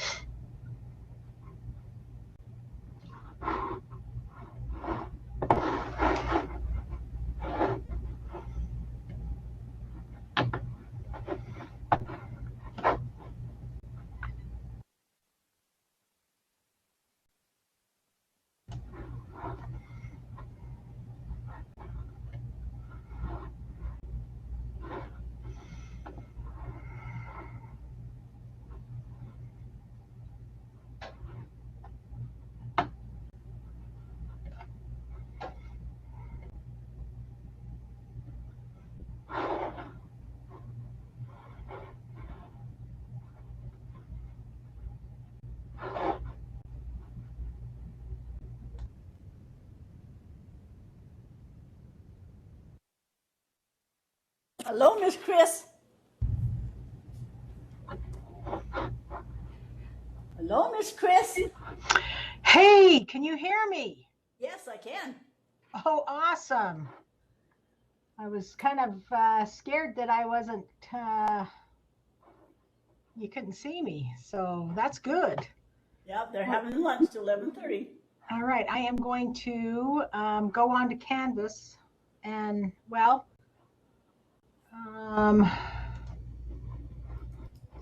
maybe I'll forward this and have you put it onto Canvas because I don't have my Canvas open.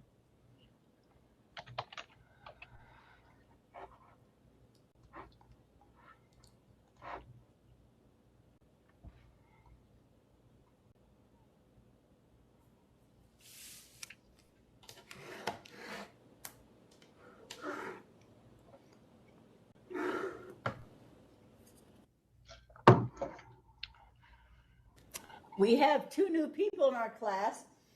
Awesome. It turns out that Tiffany has finished all this stuff and paid for it, and she's just coming without paying for it, just being part of our class. Oh, uh-huh. So we have 12, and then we have Jennifer Johnson and Melissa Wright. Okay. Jennifer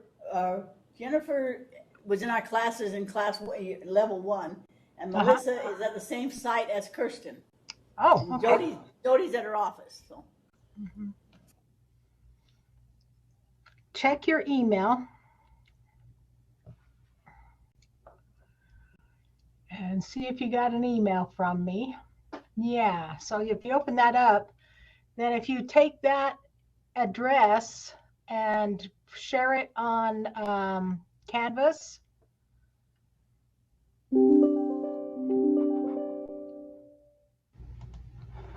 and then they will be able to open that up as well. So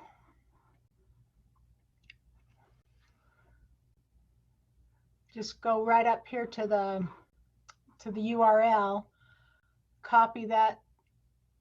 Yep, copy that right there and put it in a message or in their chat or something.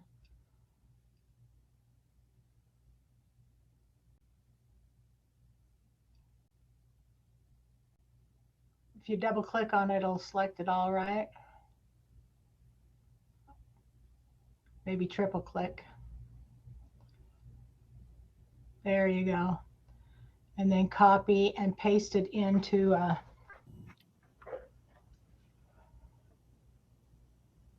yeah. And then go back to your Canvas.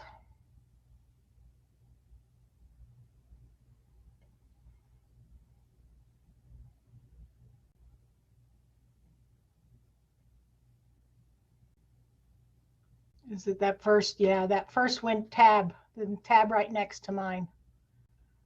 Right on, keep going. Nope, up to the green dot and turn to the left. I mean, right. Yep, click on that tab. Nope, click on, now go right over. Go up to the green dot and go over. It says course modules. Yep, click on that tab. Now it's back to there, and I don't know if you want to share it in a message or if you want to put it, might be easiest to go to the inbox and just paste that. Yep, send one to the class. So go over here to the, write a message. Yep. Is it 56? No, it's 5720, isn't it? Or something like that.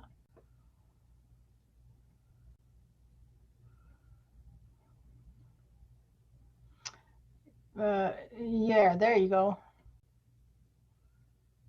And then there's a pencil. See the envelope in the middle of the page, and you go up and there's a pencil on an envelope, right? Yeah. And send it to all students. So go to the right. Yep. Go to the right and choose students. All. And then subject is, you could say Padlet, Padlet. LET, and then go down into the message box and hit paste. No, you're gonna do a right click.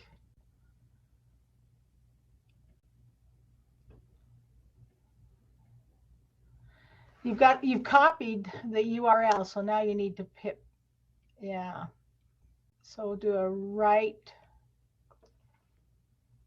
click on your mouse and paste.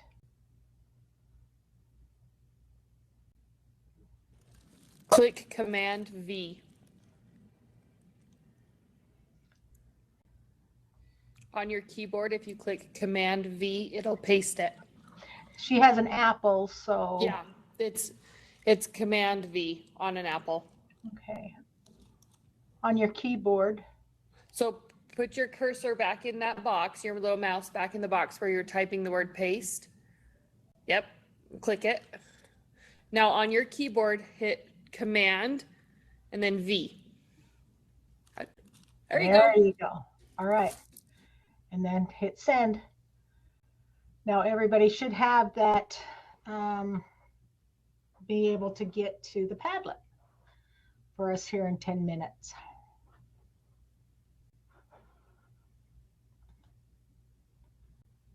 We've got Jody looking. Does it show up on yours? I'm looking right now. 1 second. Okay. Louise, I did get an email from you, and I just clicked on it. It's for Padlet, so I'll let you know. Okay. It's just spinning at the moment. All right. Oh no, I got it. Thank you. Good. Yep. That's yours Jennifer. too.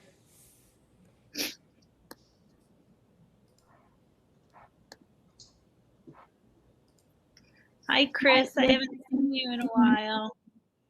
Where are you? Jennifer Johnson. Yes, let me move I just covered you up. There you are.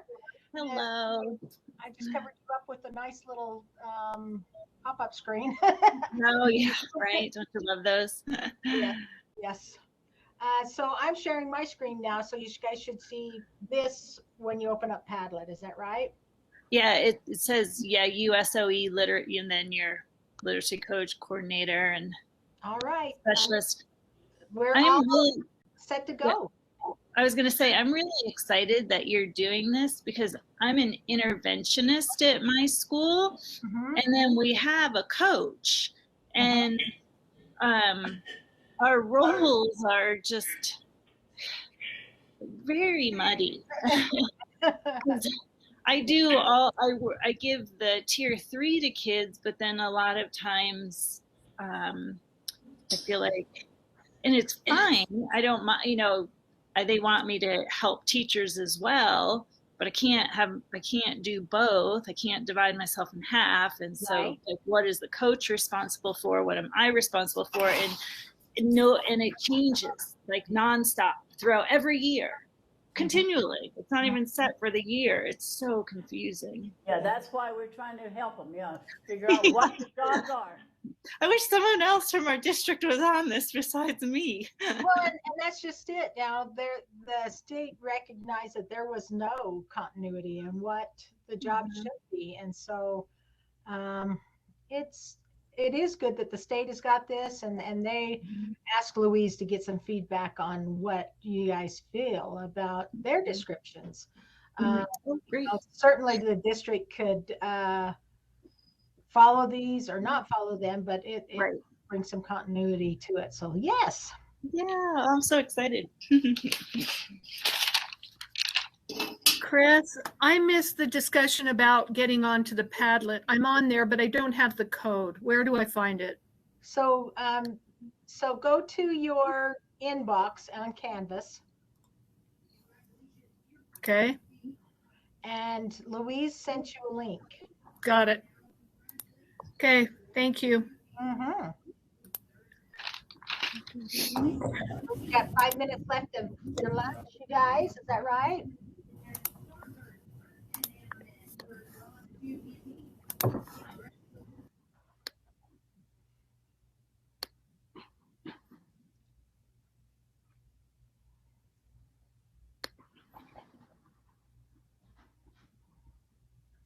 So Kristen, are you guys coming out of the closet there? Are you getting your ladder out and everything? It's kind of fun to see that.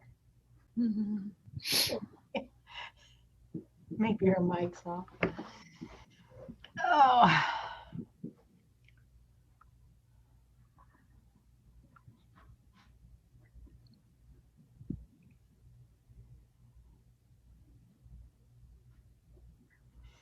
All right, I'll be back in 5 minutes, Louise, okay? Is that how much time they've got left or? Yep, about 5, All right, sounds good.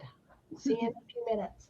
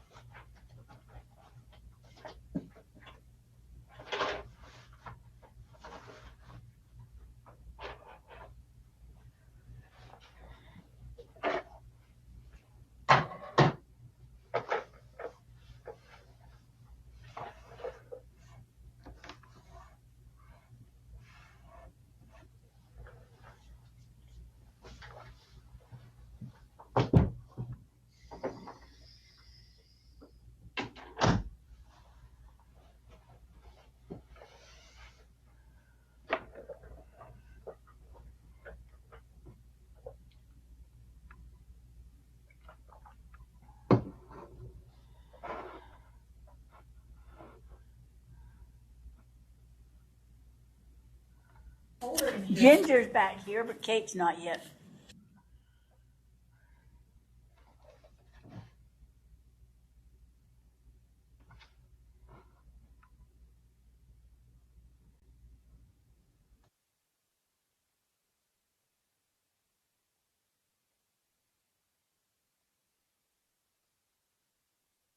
All right, let's see who's back.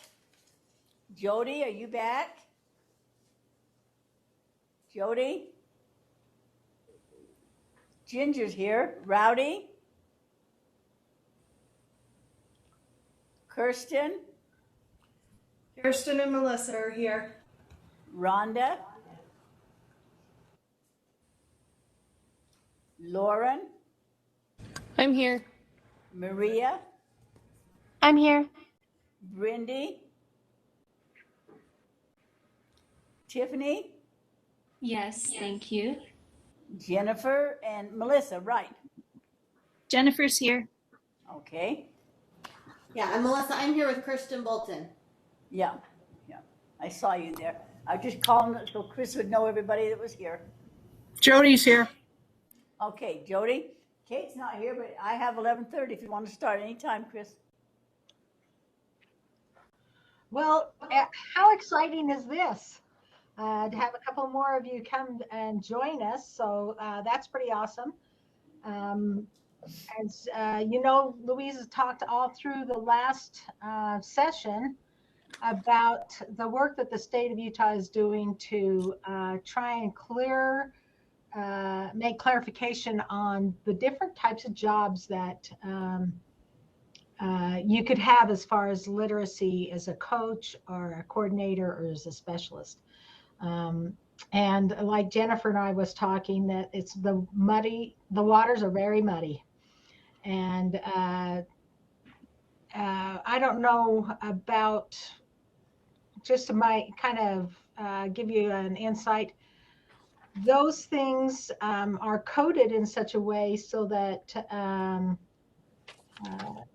they correspond to pay, to the salary schedules.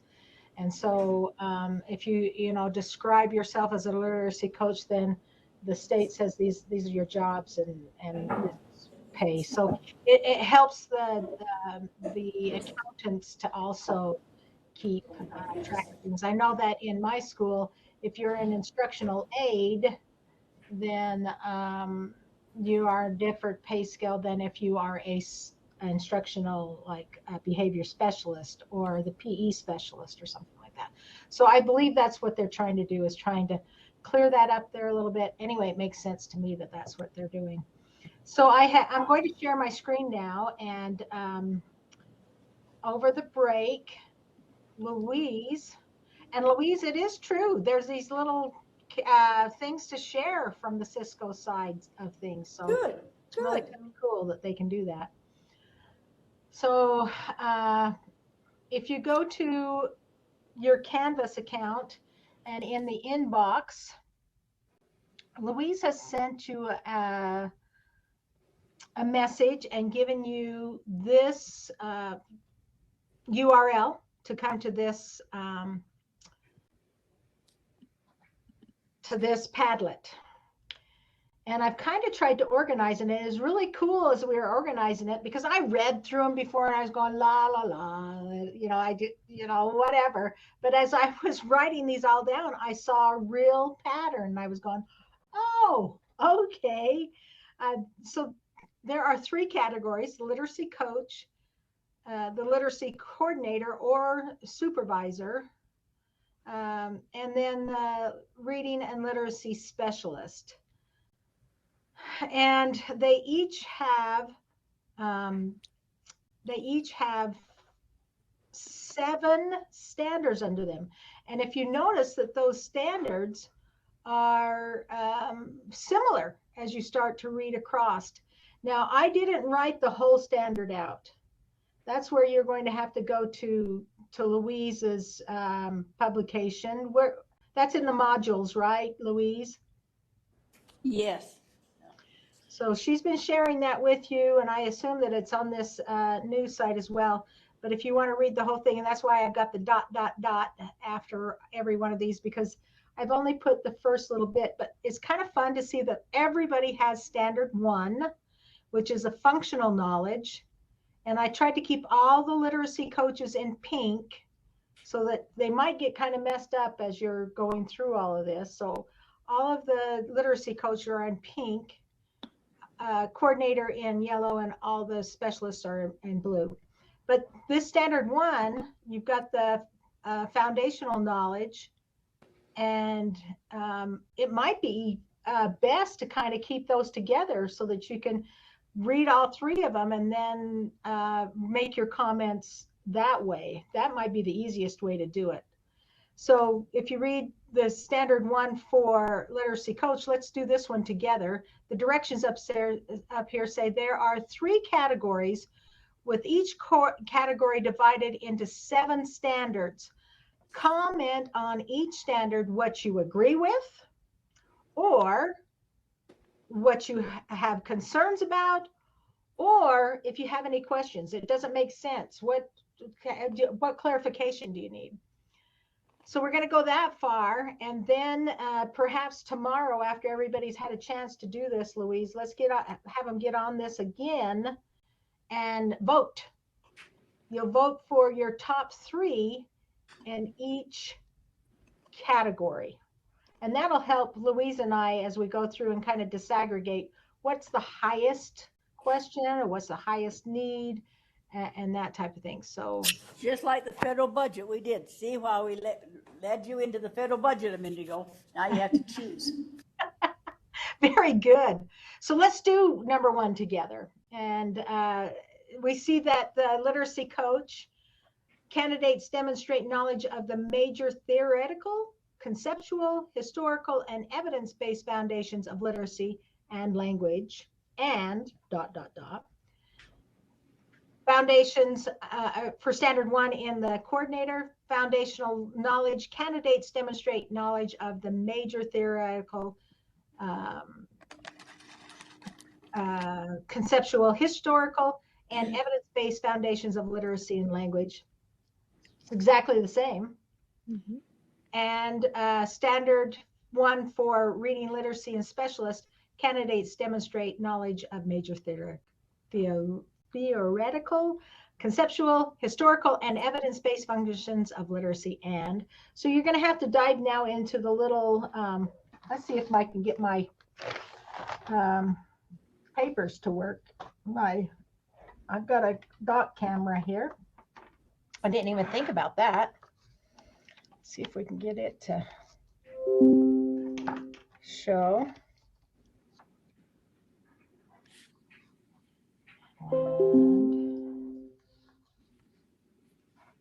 I put the whole standards on Canvas too. They're at the bottom of your, after the agenda, go clear to the bottom and you'll find the whole copy of the standard down there.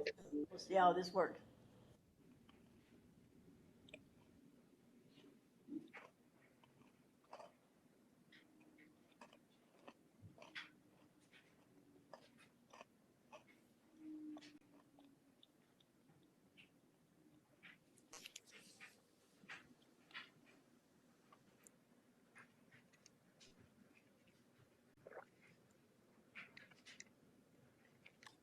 My first question is, what does demonstrate mean?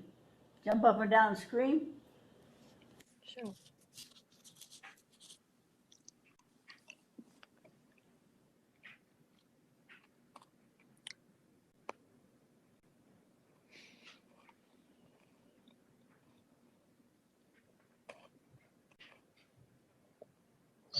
Hey, I came in a little late. Where do I access the Padlet link? I think you're on mute. Yeah. Oh, it's on I sent it to you on the Canvas through your inbox. Go to your inbox and. Okay. This is working right now on trying to get to something to show with the camera. So that's what we're waiting for right now. You're not behind. Okay, I got it up. Thank you.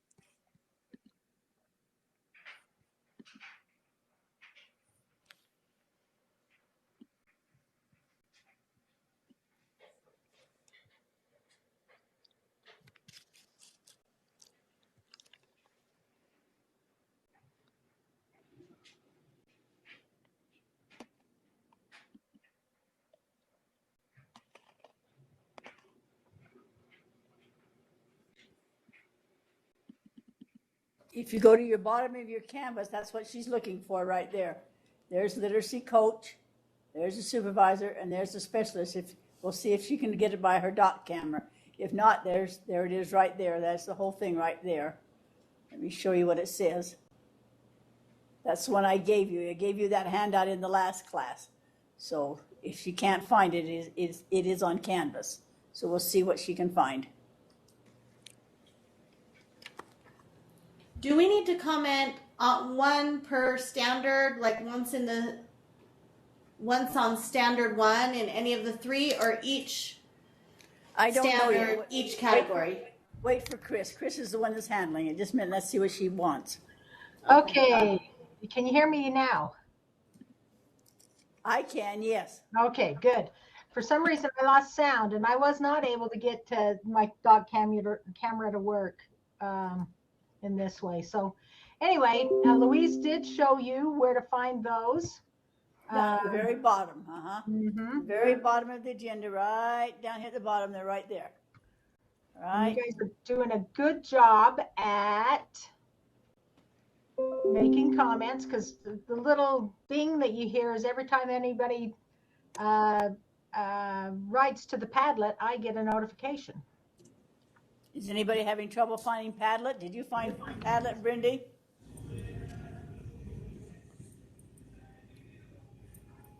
Yep, I've got it. Okay, there's the things right there if you can't find them. Coach, coordinator, and specialist, whatever you want to look at. Louise, will you put the link in the chat since I'm not registered for the course? Oh, please. Put it on chat or something. Put it in the chat. Do you want us to put our name in front of the comment so you know who's commenting? I think we need to do that so that Okay. we know that people are commenting. Do you know how to do what she just asked me to do? Ginger or Kate, can you put that? I put it in the chat. Chris, do you want us to comment on each standard under each category, or just one per? I don't know which one. Something put it into chat, but I thought we already had it. Okay, yes, I would like you to do a comment under each standard for each category. So you're going to make 21 comments. Louise Maria pasted it into chat. Thank you. Oh, thank you. Okay, so I am here present and I'm listening, but I'm not going to be able to go to my computer for about 10 minutes till I get rid of these kids, but then I'll start, Okay, start don't commenting. worry about it, Rowdy. Do what you need to do first. And that's why I thought, Louise, if we gave them, you know, if they're going to have to make 21 comments and look at this, it's going to take them an hour. Yeah. And or more. And so if they, you know, Rowdy might need a little bit more time, or something might come in, and maybe tomorrow morning, let me look at my schedule. Tomorrow morning we could go through and do the hearts.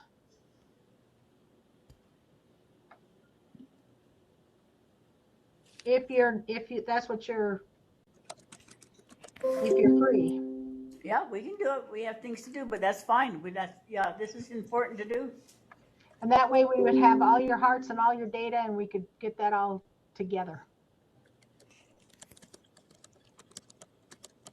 But basically, that's all I had, if that's okay with you. Does anyone have any questions on what you're doing? The book of it, all of them, if you want to use it. Oh, wow. You're welcome to look at that. Explain to her we're on Padlet making comments.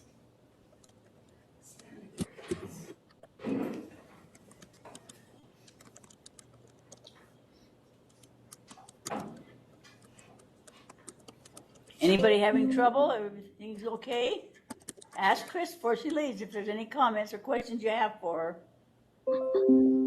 So, Chris, I just had a question in general. The standards, so I'm looking, you know, Louise put on there the standards for the literacy coach, like what they mean for each job. Has the state adopted like these standards are for this job, or is this just something that they're looking at? It's just they're in a process of vetting it. Gotcha.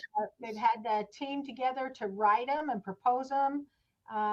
Yes, and so Miss Webkey, what's her first name? Sarah. Sarah Webkey asked Louise, oh, you've got a class? Could you get this class to give me some feedback on what they understand and what they don't understand, what they agree with or have concerns about? These have been the standard since 2017. That's when they adopted them, was 2017. And now they have to go through these things and revisit them every few years anyway. Yeah, they're revisiting. So Interesting. Okay. I guess maybe the way, because in our district, they don't call the coach a literacy coach. He's just a coach. Right. And I'm an interventionist. So I guess I don't fall under reading specialist, right? So maybe that's how they have different titles and that's how we don't Every principal is making up their own principle. They're making up their own, or each district. Yeah. This is what they're supposed to be. Yeah. I that for a couple of years, because I needed so much help getting my coaches my interventionists working together. My literacy coach literally worked with just my interventionists. Oh, interesting. And it would be different according to the needs of the school. So, and yeah. Yeah, I was just curious. So thank you. You're welcome. So I noticed in looking at the state website and when you're wanting to apply for your endorsement, that they have a retired, I don't recall the name of the other tab, but in the retired tab, which is 23 and speaks to this idea of you must start the reading level 1 cohort this semester, like that's going to be the last cohort, because under the retired tab, it's just until 2023. And though that's listed as reading endorsement level 1, reading endorsement level 2. But then when I went to the other side, the endorsement is under literacy and it's literacy specialist, literacy coach. They're using that verbiage now. That's what they're trying to adopt. This will probably be it. There's no set in stone, but this will probably be it, yes. And they want your input. Can you understand it? Like, how do you demonstrate? You stand and scream? What do you do to demonstrate? You have to take a test. They want to know what words you don't understand, what don't make sense to you, what you don't think is your responsibility or is too much, not enough. They just want your comments. They really don't know. They really are interested in what teachers think.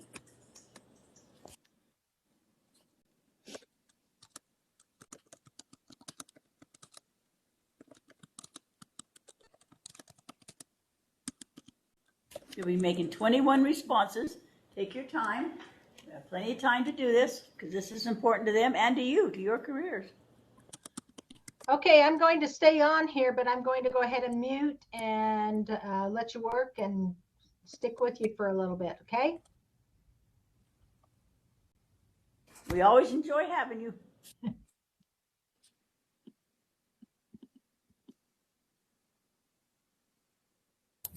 So do you want us commenting on everything at this point or just the one? Chris, that's a comment for you. I think she said. Yes, you're commenting on each standard. So you're going to make 7 pink comments, 7 yellow comments, and 7 blue comments, right? 21. And it'll take you an hour or more.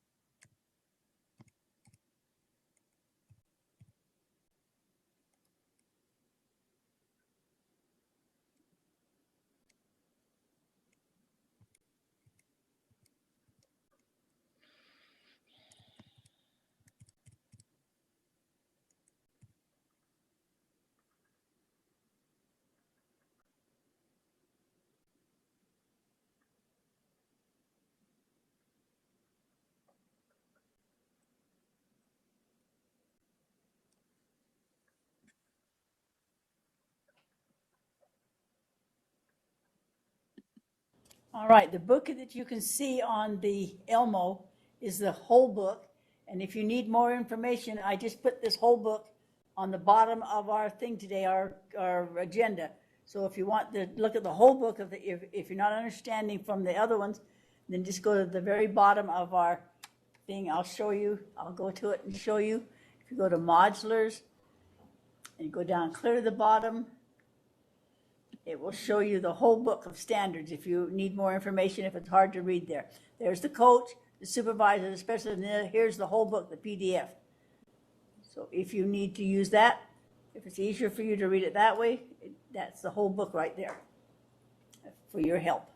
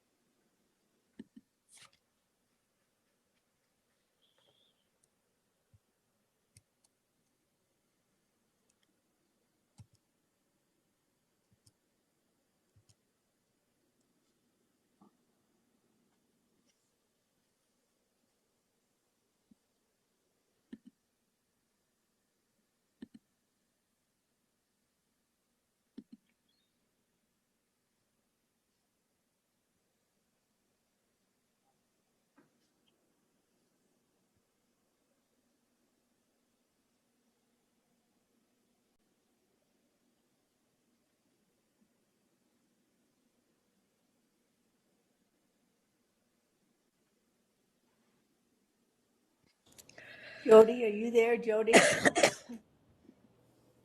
Jody? Jody, are you there? Tell her later.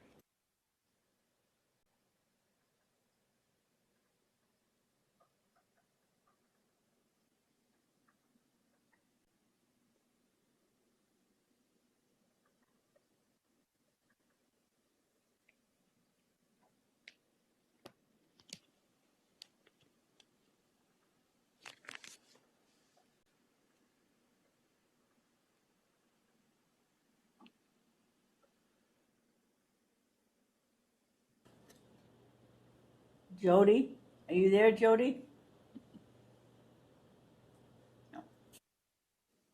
Yes, I'm here. On page 85 in the standards book is everything they expect of middle and high school classroom teachers. Oh, thank you.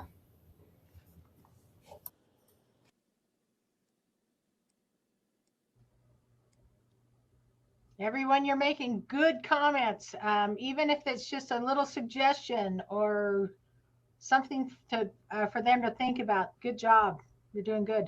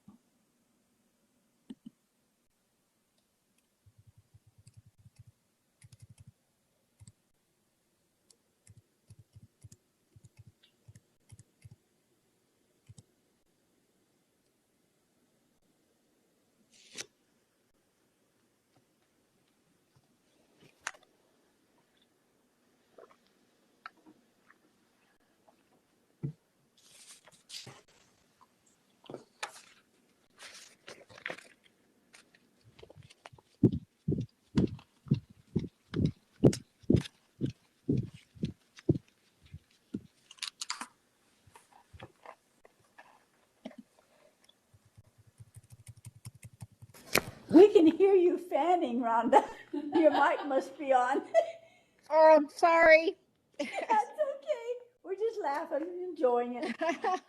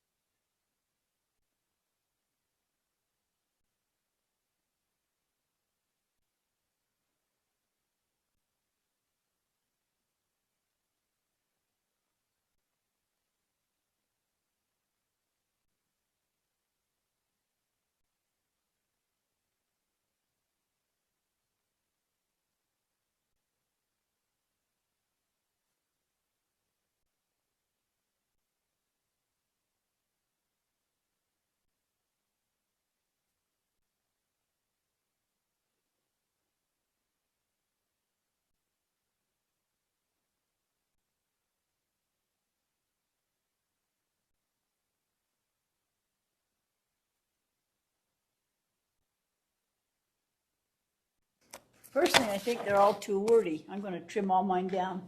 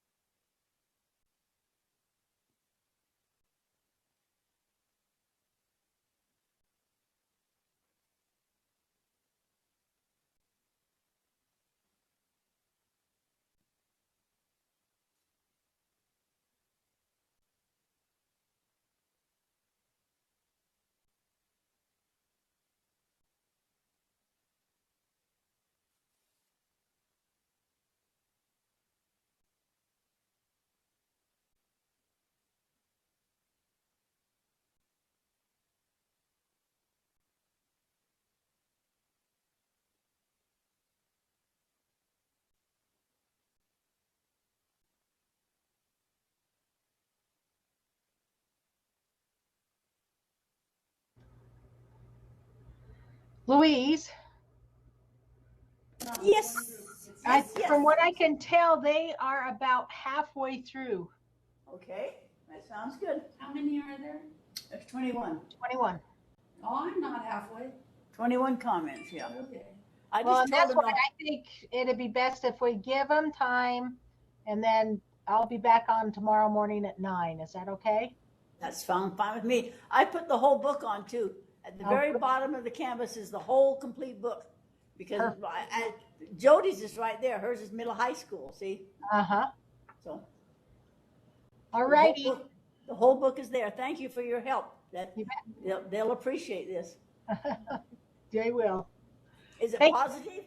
Have you read a lot of Yeah, them? I have read most of them.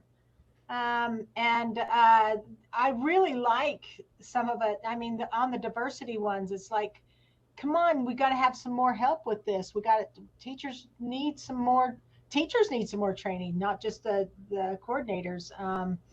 I really like Maria's on,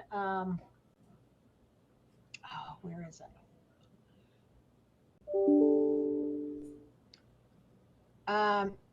On reading literacy and specialists.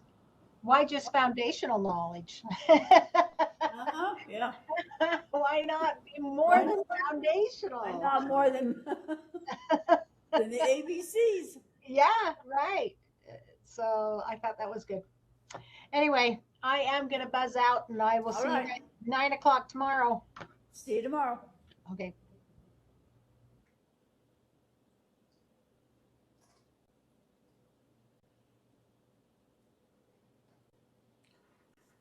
If you do happen to finish ahead of time, go ahead and do your comments on class 1.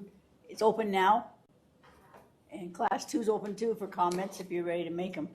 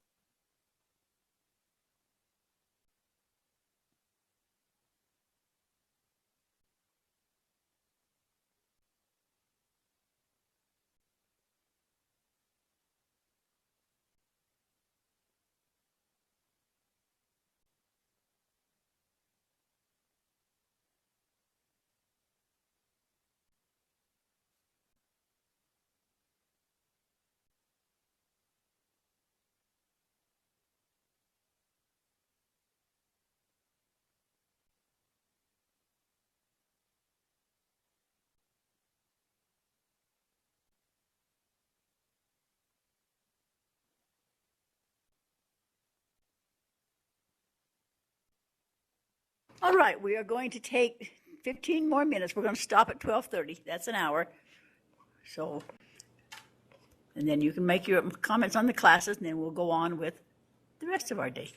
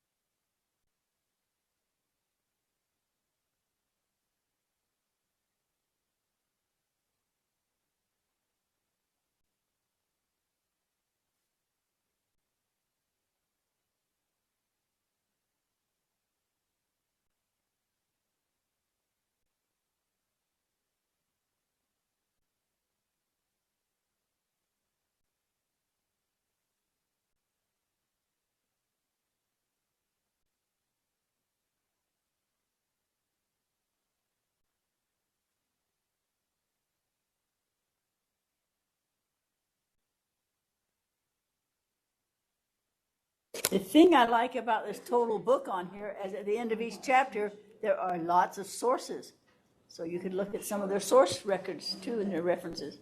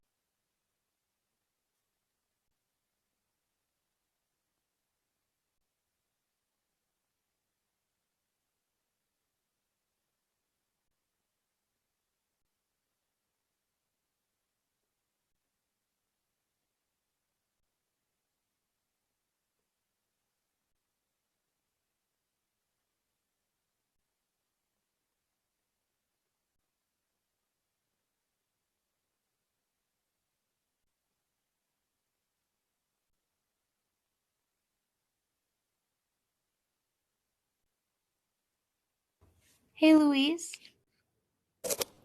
Yes. Did Chris already mention that the literacy coordinator supervision only has 6 standards while the others have 7? Oh, she said they all had 7, so I didn't actually count. I took her word for it. So thank you. I did not know that. Okay, just making sure.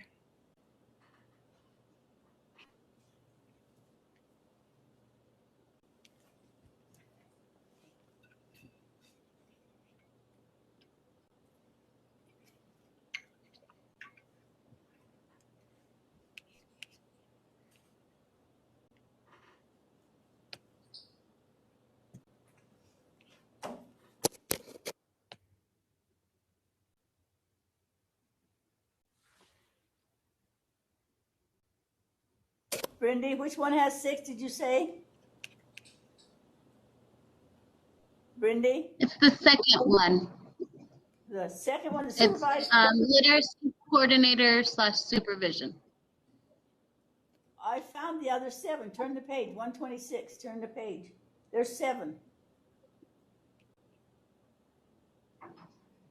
In the book, they're on page 124, 125, and 126, and there's 7. She just didn't add it on there? Is that?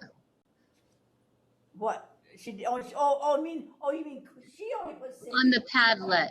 Oh, okay, just do the 6 then. We'll tell her that in the morning. I thought you meant you couldn't find them in the book. Yeah, they all have 7. I see what you mean now. We'll tell her that when I talk to her again, that she forgot to put the other ones. Thank you, Brindy. I know what you mean now.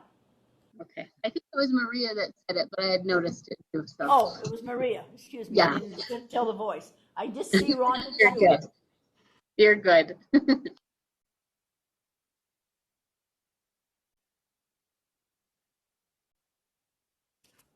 5 more minutes and then we can work on it in the morning again. I don't want to bore you completely, but this is important stuff because it does affect the state, and she will appreciate these comments. She's getting them from the university, but she said we need the ground boots on the ground, people that really do it.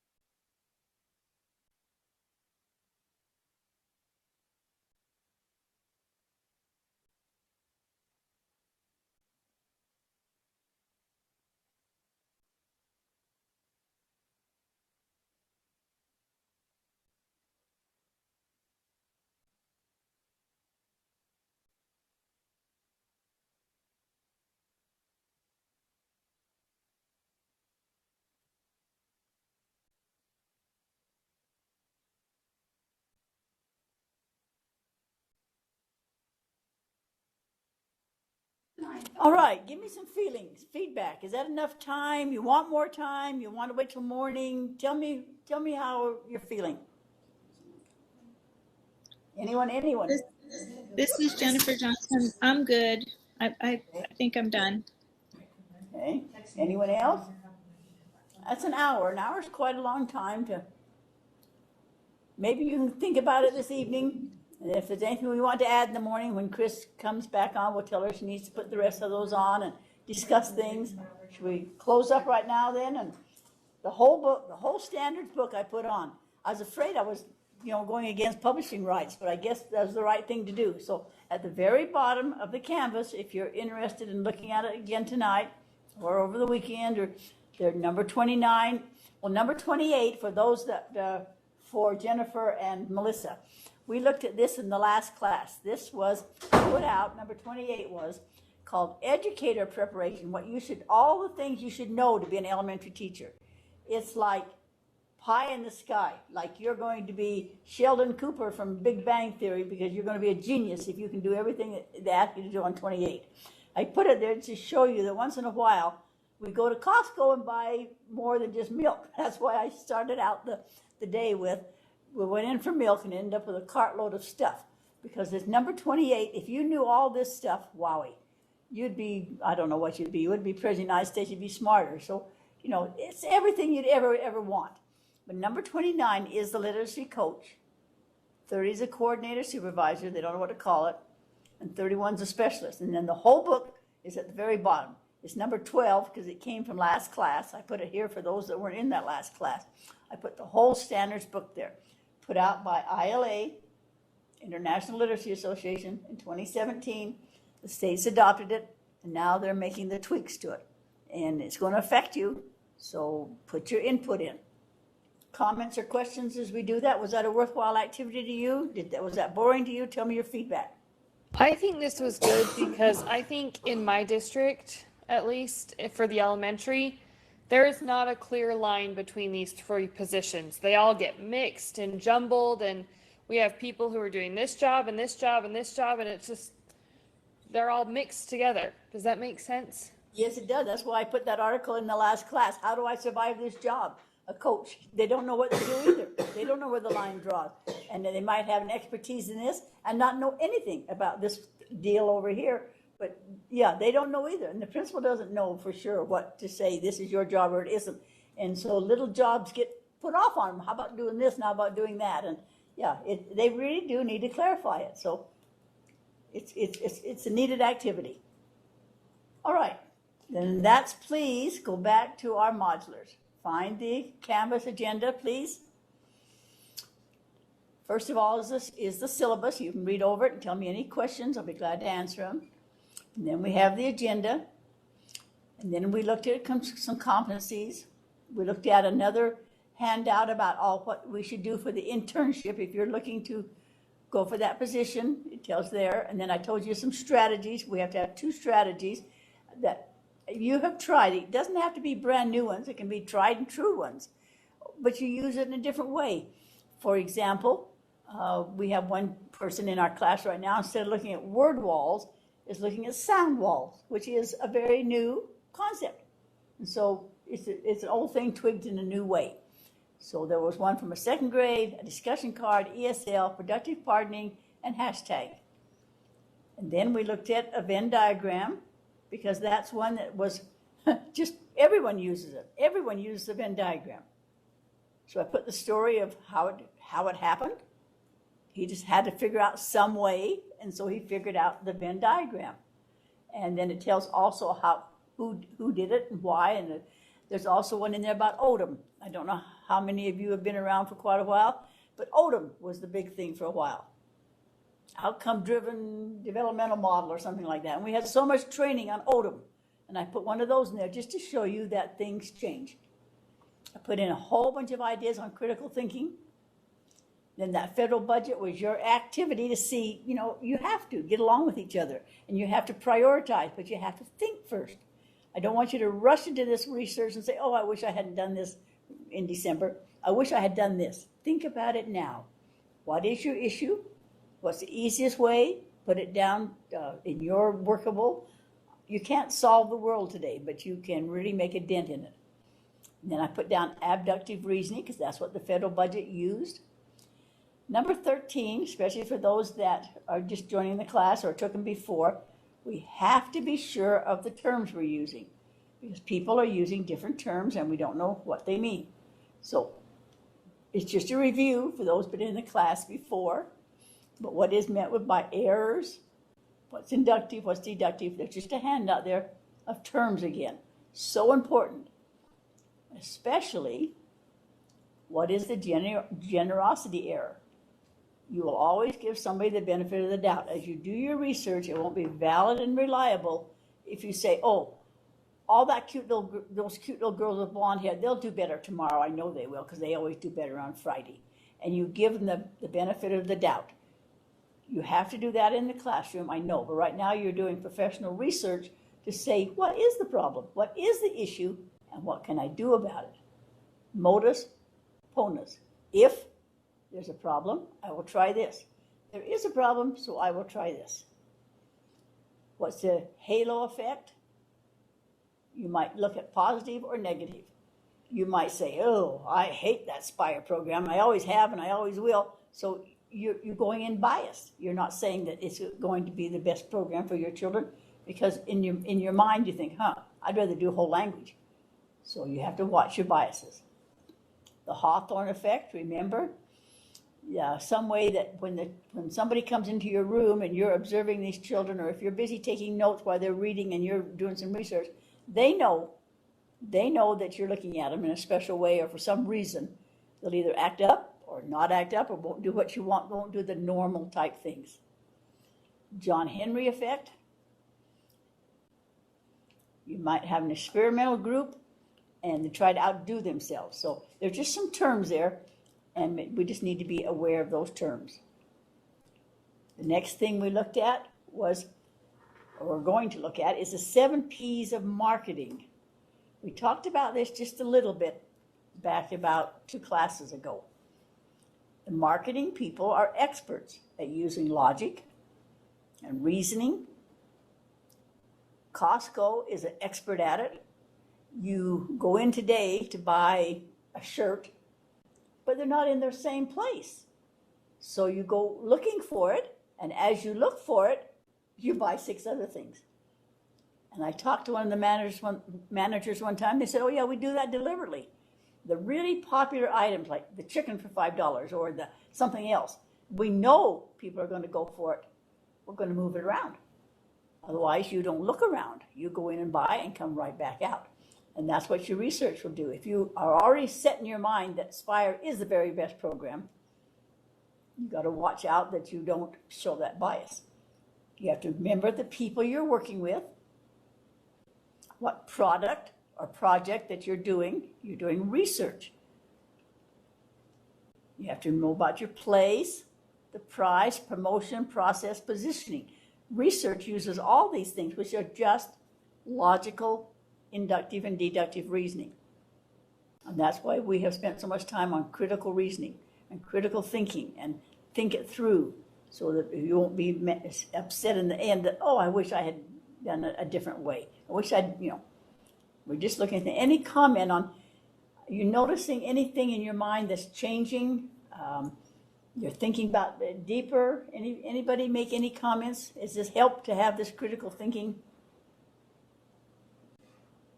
I hope it has, and I hope you'll use it with your students. It's been very helpful, Louise. Thank you. We talked about those little children in kindergarten. Remember, I told you the tray. In the lunchroom, 421 students were eating. They know there was 421, I don't know the exact number, they were supposed to have lunch, but there were 422 trays. And what was happening? So they asked every one of the classes to, give their hypothesis and to figure it out. And it was the kindergarten child that figured it out. First, who do you ask? You asked the principal. They didn't know where the child was or how the trays were being used. So they asked the lunchroom. They didn't know. They were trying to figure it out. So they asked the janitor, and he didn't know or she didn't know. They asked all these people, looked at their resources, and that's what you do, look at all your resources. Then they had to figure out their own problem, how to solve it. And they simply stood there and waited and waited. They found this one little girl who was extremely hungry and not getting enough to eat at home. She had figured out that she could go through the lunchroom and get her tray.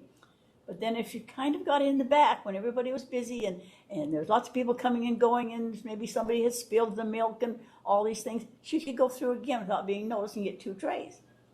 And so they helped her.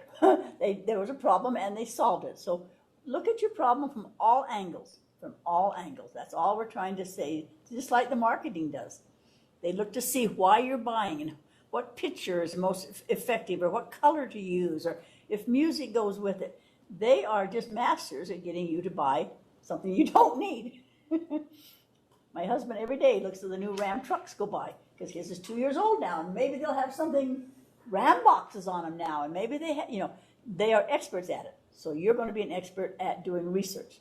So those things apply to your project. Think about those things. Think about your position.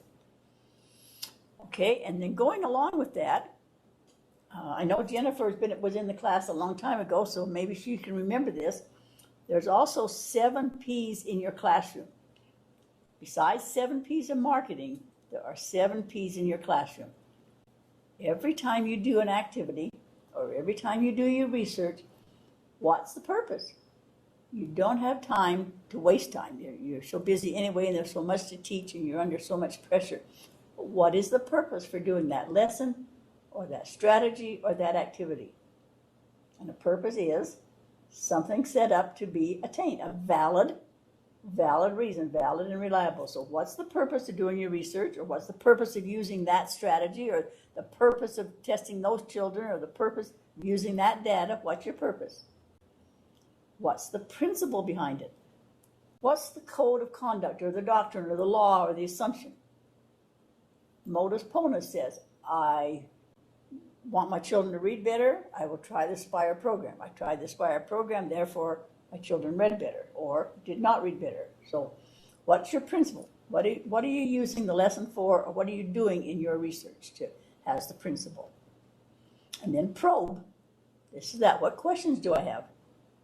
What additional information do I have? What else do I need? Just like we did the Venn diagram. What did I already know? What did I learn? But what do I need to know now? How's it going to apply to the future?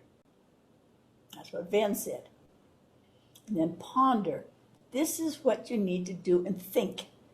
Higher order thinking skills. Does it have application to me? Does it have sense and meaning? The brain research film that we're going to watch in the foundations class says that a child, if it has sense and meaning, it'll stay lodged in their brain for about 5 seconds. If it doesn't have any sense, it goes right on out the brain. If it has some meaning, it might stay in the brain 2 minutes. If it doesn't have any sense or meaning, it isn't remembered. I don't care what kind of an activity you did or what fact you gave them. If it doesn't have sense and meaning to that child, it did not stay in the brain to be remembered. And then how am I going to have them participate? What am I going to have them do in this study? Am I going to have them read to me? Am I going to have them work with an aid? Am I going to just observe? Are they going to model? What strategy will I use? And that's why they ask you to share 2 strategies. There are millions of strategy books out there. Most people don't even open them. But teachers know what works. And you might say, in my class, for a struggling reader, I use, and somebody else will say, oh, I'm going to try that. And then how do you present it? What activities or strategies? What are they going to do and say when they have learned what you just taught them? And what is the hoped for outcome? How will I know that this is working? How will I know my research is really going to help? The one lady that was saying, I don't give great feedback, I don't know how to ask questions, she finally had a superintendent come from a district that was visiting there, and she said, come and visit my class, and when I ask a question, I want you to answer it. And tell me what I'm doing right and wrong in my questioning, because my children give me this blank look, and I don't get the answers I want. I don't teach them deep thinking. And he came to her class, and he listened, and he said, I understand now. And he had some good ideas, because she needed an outside opinion. So what pre and post testing will you use to test these things? So think about the 7 P's of marketing and the 7 P's of teaching, which also goes to your research. I think those ideas will help you. I really do. Some of you are asking, what is my purpose? How do I classify this? You can either research by method, and we're not doing a lot of these, where we talked about some of these, historical research, history, looking back and seeing how long ago phonics started or how long ago the Venn diagram started. You can do historical research. Descriptive, correlational, causal. We are mostly just doing by purpose, and the method being qualitative or quantitative. So we are doing either basic research or applied research, and most of us are doing applied research. It's solely for the purpose of applying or testing a theory, evaluating its usefulness. So we're doing applied action research. But that's just there so that you can see the differences. Comments or questions? I think most of this will make great sense to you. Now this handout, I can make it better. I'm going to retype it. These are some resources shared by other class members. When you have time, and we give you work time tonight, today, and tomorrow to work on your own things, try a whole bunch of different things. Try the libraries, try ERIC, try Utah UEA. You are entitled to use the SUU's library. Look at all the resources you can, because you don't know, you get so unexpected. You will find things that you all of a sudden help you. I keep sending people links, not that I'm selling anything, but there's lots of resources out there, lots of resources. So look around and use all the resources you can find. They ask you on resource, Kate, they usually ask you to do about anywhere from 50 to 100. We're only asking for the very minimum, which is, now some of you have a brand new thing like sound walls. You're not going to find too much. So anywhere from 20 to 50 would be fine. 20 would be acceptable because some of this research is new and there isn't too much out there. 50 is what they usually say, 50 names, 50 different sources. Here are some names that you might look up, because these are the people that are influencing what you're doing right now. John Dewey. You've heard of him, I'm sure. He was from he lived from 1929 to 1084. How about 2084? I'll change that. But he recognized the central position of a teacher should be the reformer. So look up maybe John Dewey. Look up John Collier. He coined the term action research, so he must know a lot about it. So I put down some names here that maybe you've heard of or maybe you haven't, and what they're noted for, so that you might look and see, oh, they talked about writing, or they talked about inference, or I just need to mention them, like Vygotsky and Piaget and some of these names, because they show that you've done your research and you know what you're talking about. So those are good things always to look up. Okay. You also want to look up some of the old people, the pioneers in reading. And I put a list here. You've heard of Piaget. You've probably heard of Robinson, Rousseau, Skinner, and Dolce. The Dolce list. You use the Dolce list all the time. You probably did not know where they came from. But look up some of these names. They were the long ago pioneers in reading. And the next two pages are about some of the new contemporaries. Let me go to those and show you. You might look at some of these. These are the ones that are influencing you right now. They're putting out material and you're quoting them. And they're writing, I don't know what they're writing. They're writing dissertations and they're writing things like Stephen Krashen. He comes and talks at the, I can't remember the name of the hotel. It's out by the airport. He gets $10,000 an hour for sharing his ideas. So, he's noted as one of the experts right now because he knows a lot about bilingual and he knows a lot about teaching struggling youth. So look up some of these and you'll find what they have to say. So I put that there to help you. And then, when you get ready to do your research, here's a research tree. If you follow it, you just can't go wrong, especially if you're doing professional research. You look at your theoretical base, your evidence, and then follow down. Did I do this? Did I do that? Yes, I did. No, I didn't. Is this quality? Look this over, and we will talk more about it. I'm not going to discuss it now because it's small, and you need to have time to look at it and say, oh, that would help me. If I go down this side, am I doing it right? Am I, getting things in the right place and doing the right things? When you work with people, you have to get along with them. And that's a collaboration rubric. And this came out of action research. What do I need to do to get people to open up to me and share their ideas, to be part of what I'm trying to do? And so this is an idea of help you to get along with the people that you're trying to work with.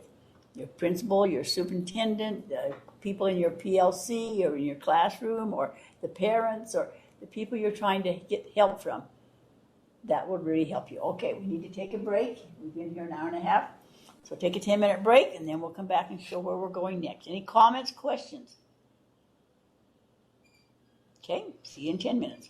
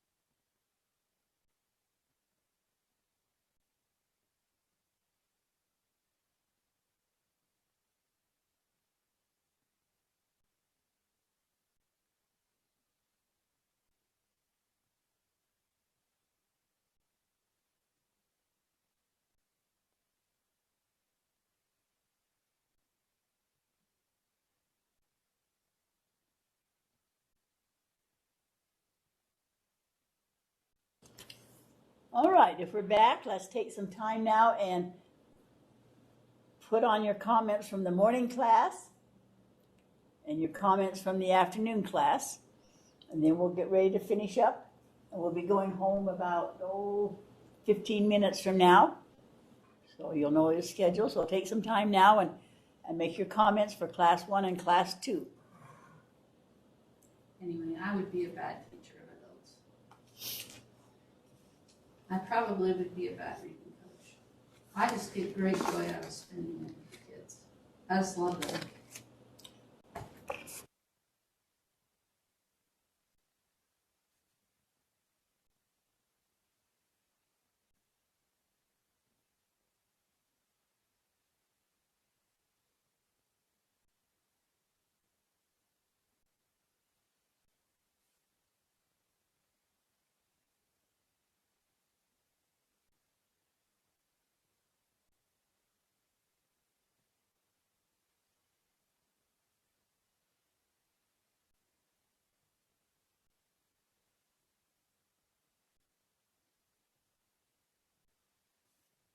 Comments, questions? Take your time right now and make your comments from the morning class under discussions and your comment from the afternoon classes.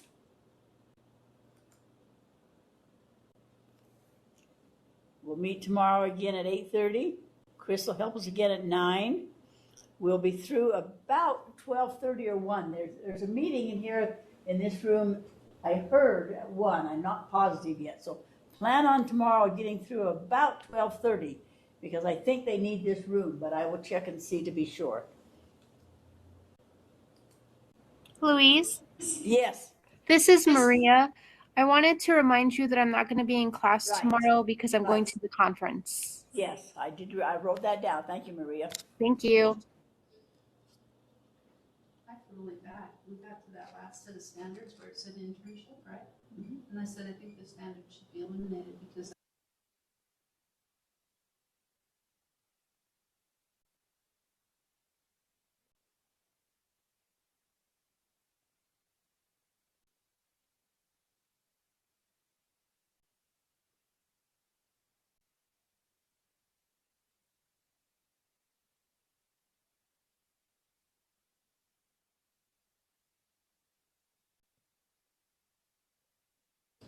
All right, any comments or questions as we write our comments and then go home tonight?